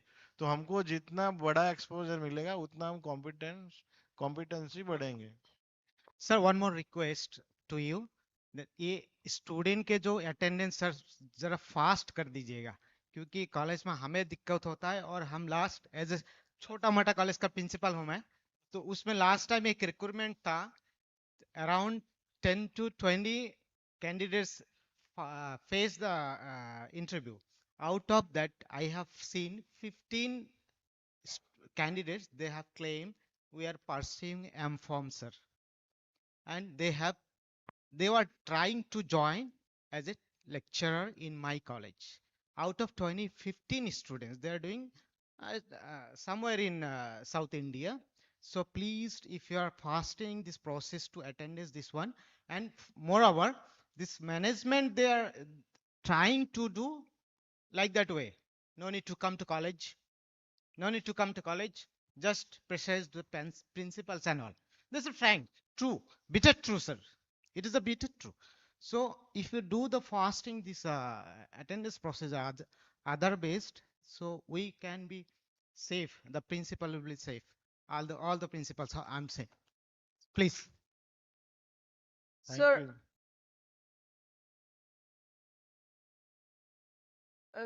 sir, myself,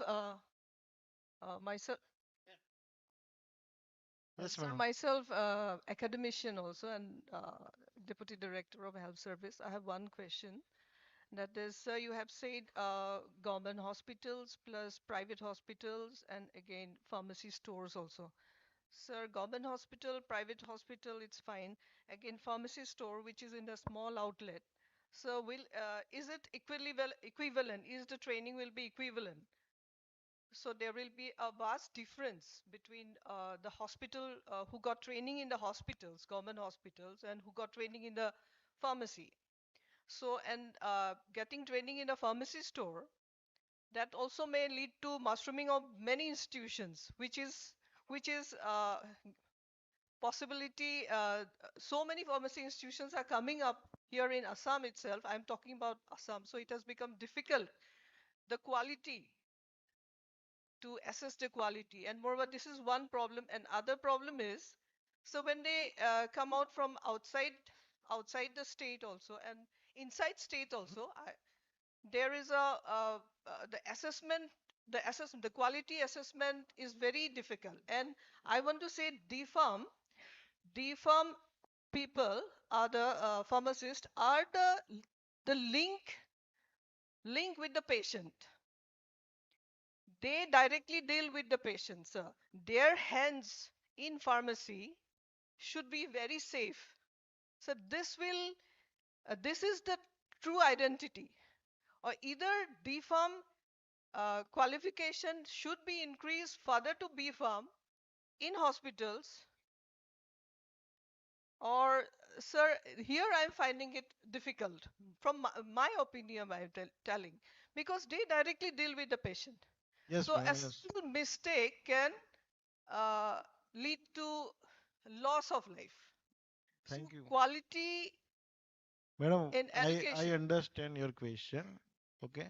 What you said, and many of institution are open and they are not getting a training, मतलब मुझे लगता है कि देखो, first we are Indians, we are not Assamese or any, मतलब we have not differentiate state, because whenever I visit any state, some have some mentality, I am Assamese, I am Mizoram, I am Nagaland. So we are the Indians first.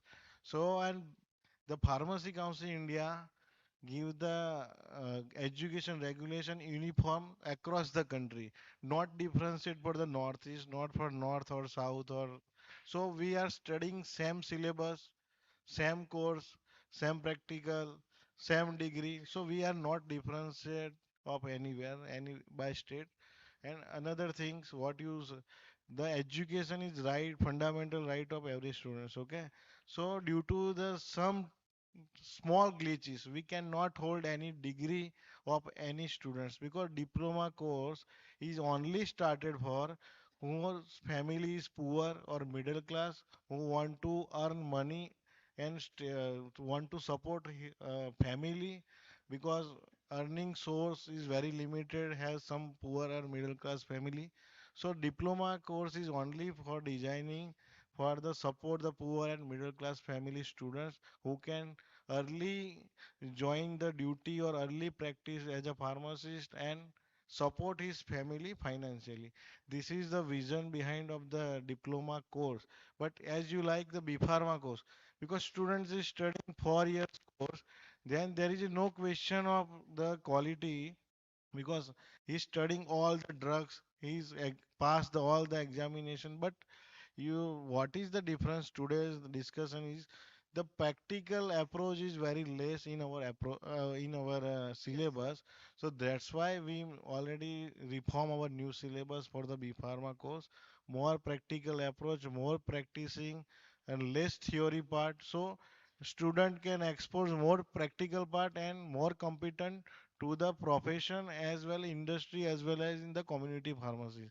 So we have to discuss what is the solution, but we have not discussed the what is the problem, because we cannot hold any pharmacy institution to run and stop the education, because whenever we tried to stop their education they went to the court. And many of pharmacy institution, the live example is Sudhir Saha and many members of the PCI.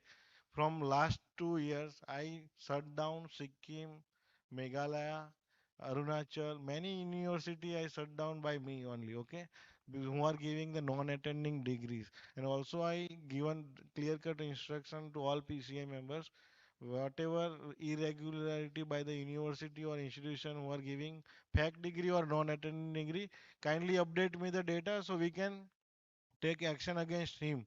But we cannot stop the mushrooming of the colleges, because education is right of the every citizen of the India. So we have to make a more competency our pharmacy students. So that's why we are discussing today, because earlier never PCI come to the northeast.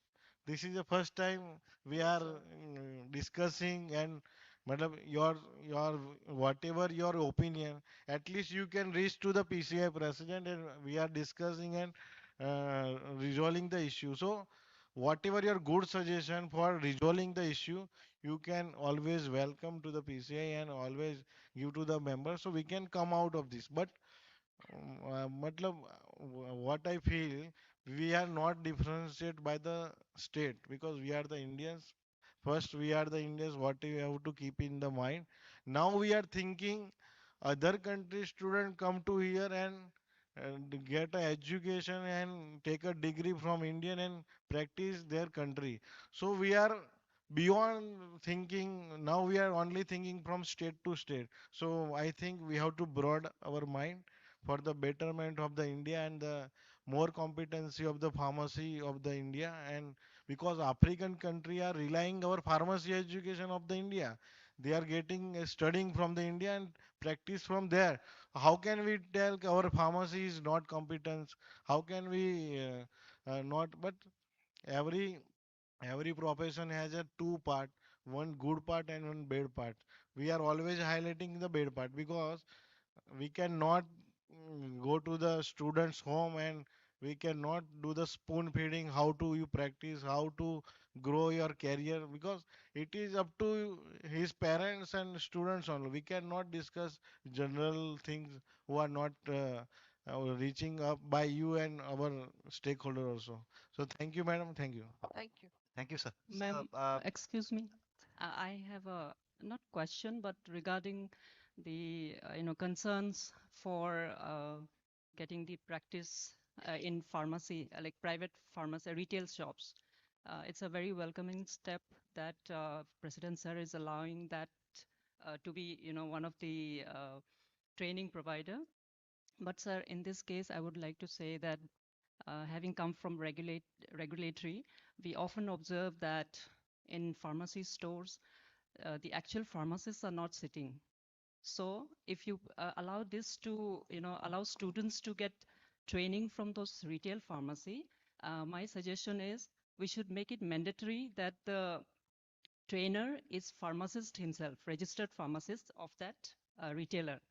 Otherwise, if we simply allow the salesmen who have got so many years of experience to the diploma pharmacist or degree pharmacist, I think we are actually, reducing our value.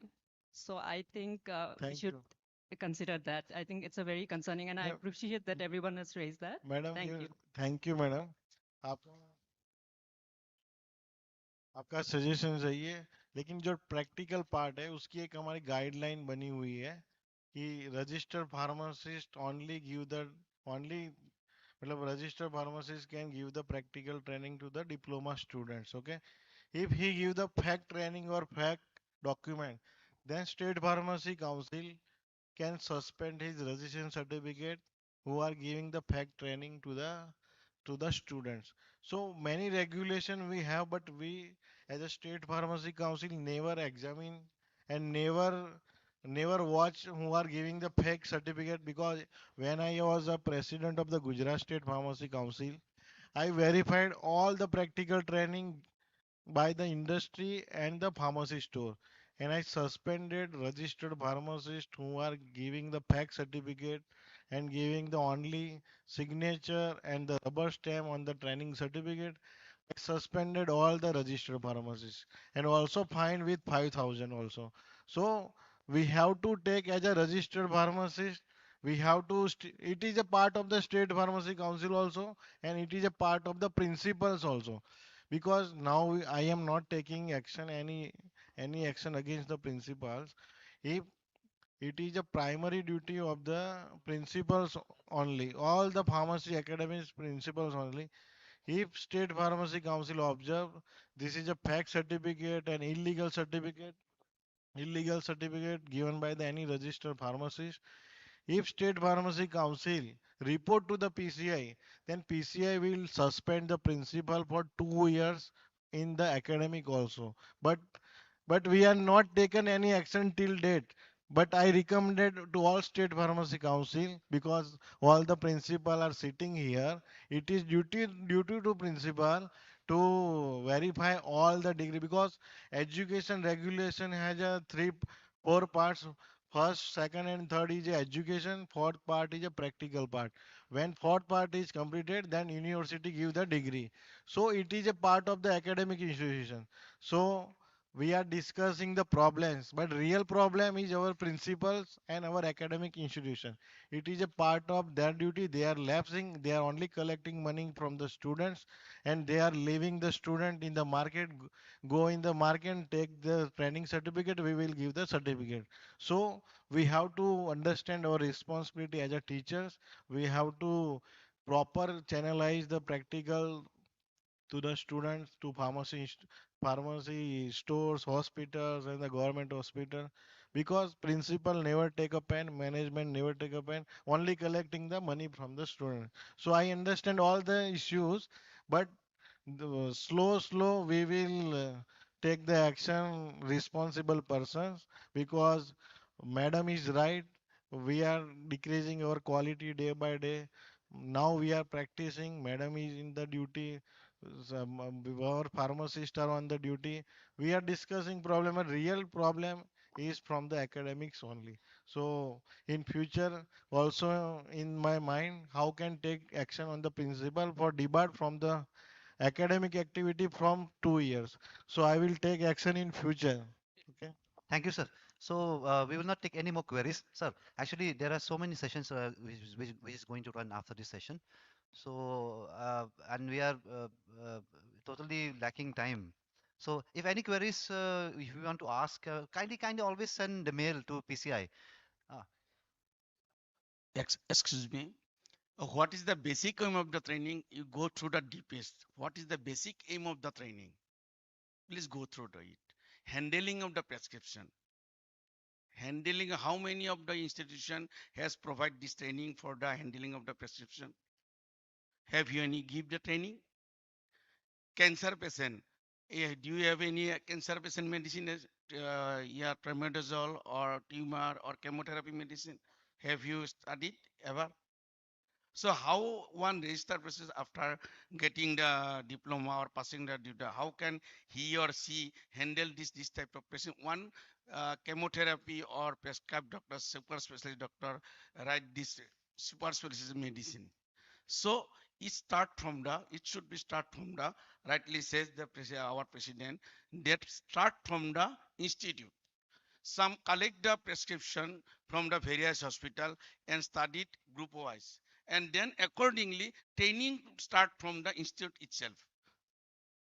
I think that will be the better for your institution and provide the training, higher training for your and cop up the students in the institute. Then automatically you have the got the training in the then see, oh yes, this type of medicine is there. So I think our president has rightly said training from the start from the institute. Thank you, sir.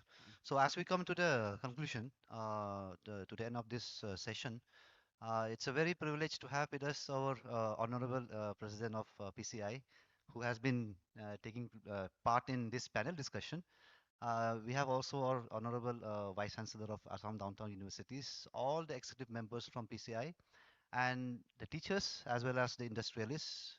And I would like to thank our panelists, which has been so instrumental in giving their suggestion and what are the challenges and the solutions towards the actual theme of today's event. So we will not take much time. I would like to thank all the audience, all the teachers, and long live Assam Downtown University for this. Thank you. Thank you, sir. As we conclude this session, I would like to call upon the stage Professor Sukirti Das Ma'am to kindly pay a token of appreciation to our panelists.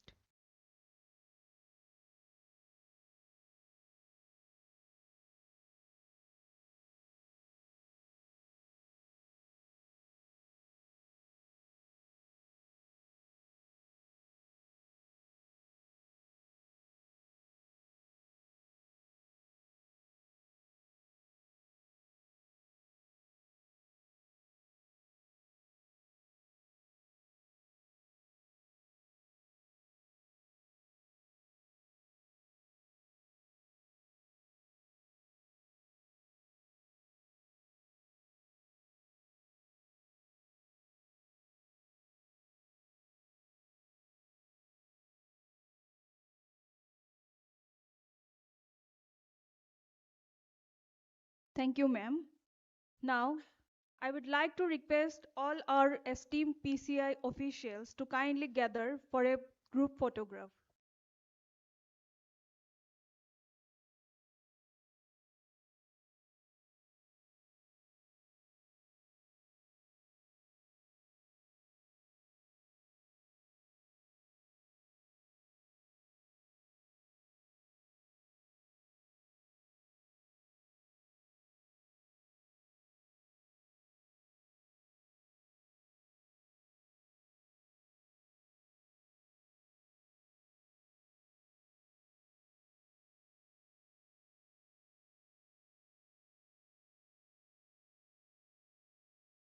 After this photo session, we will proceed for the lunch. For lunch venue, for students, we have arranged in the third floor reading room, and for other guests, it's the fourth floor cafeteria. Post lunch, I would I would like to request all the participants for scientific session to proceed proceed to the ground floor swimming pool area, room number K1010 for the poster evaluation.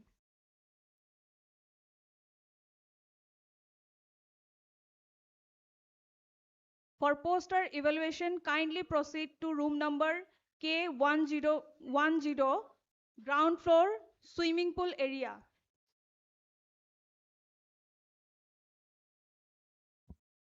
Next, post lunch, we have another session. a meeting between the PCI president, officials, and the principals.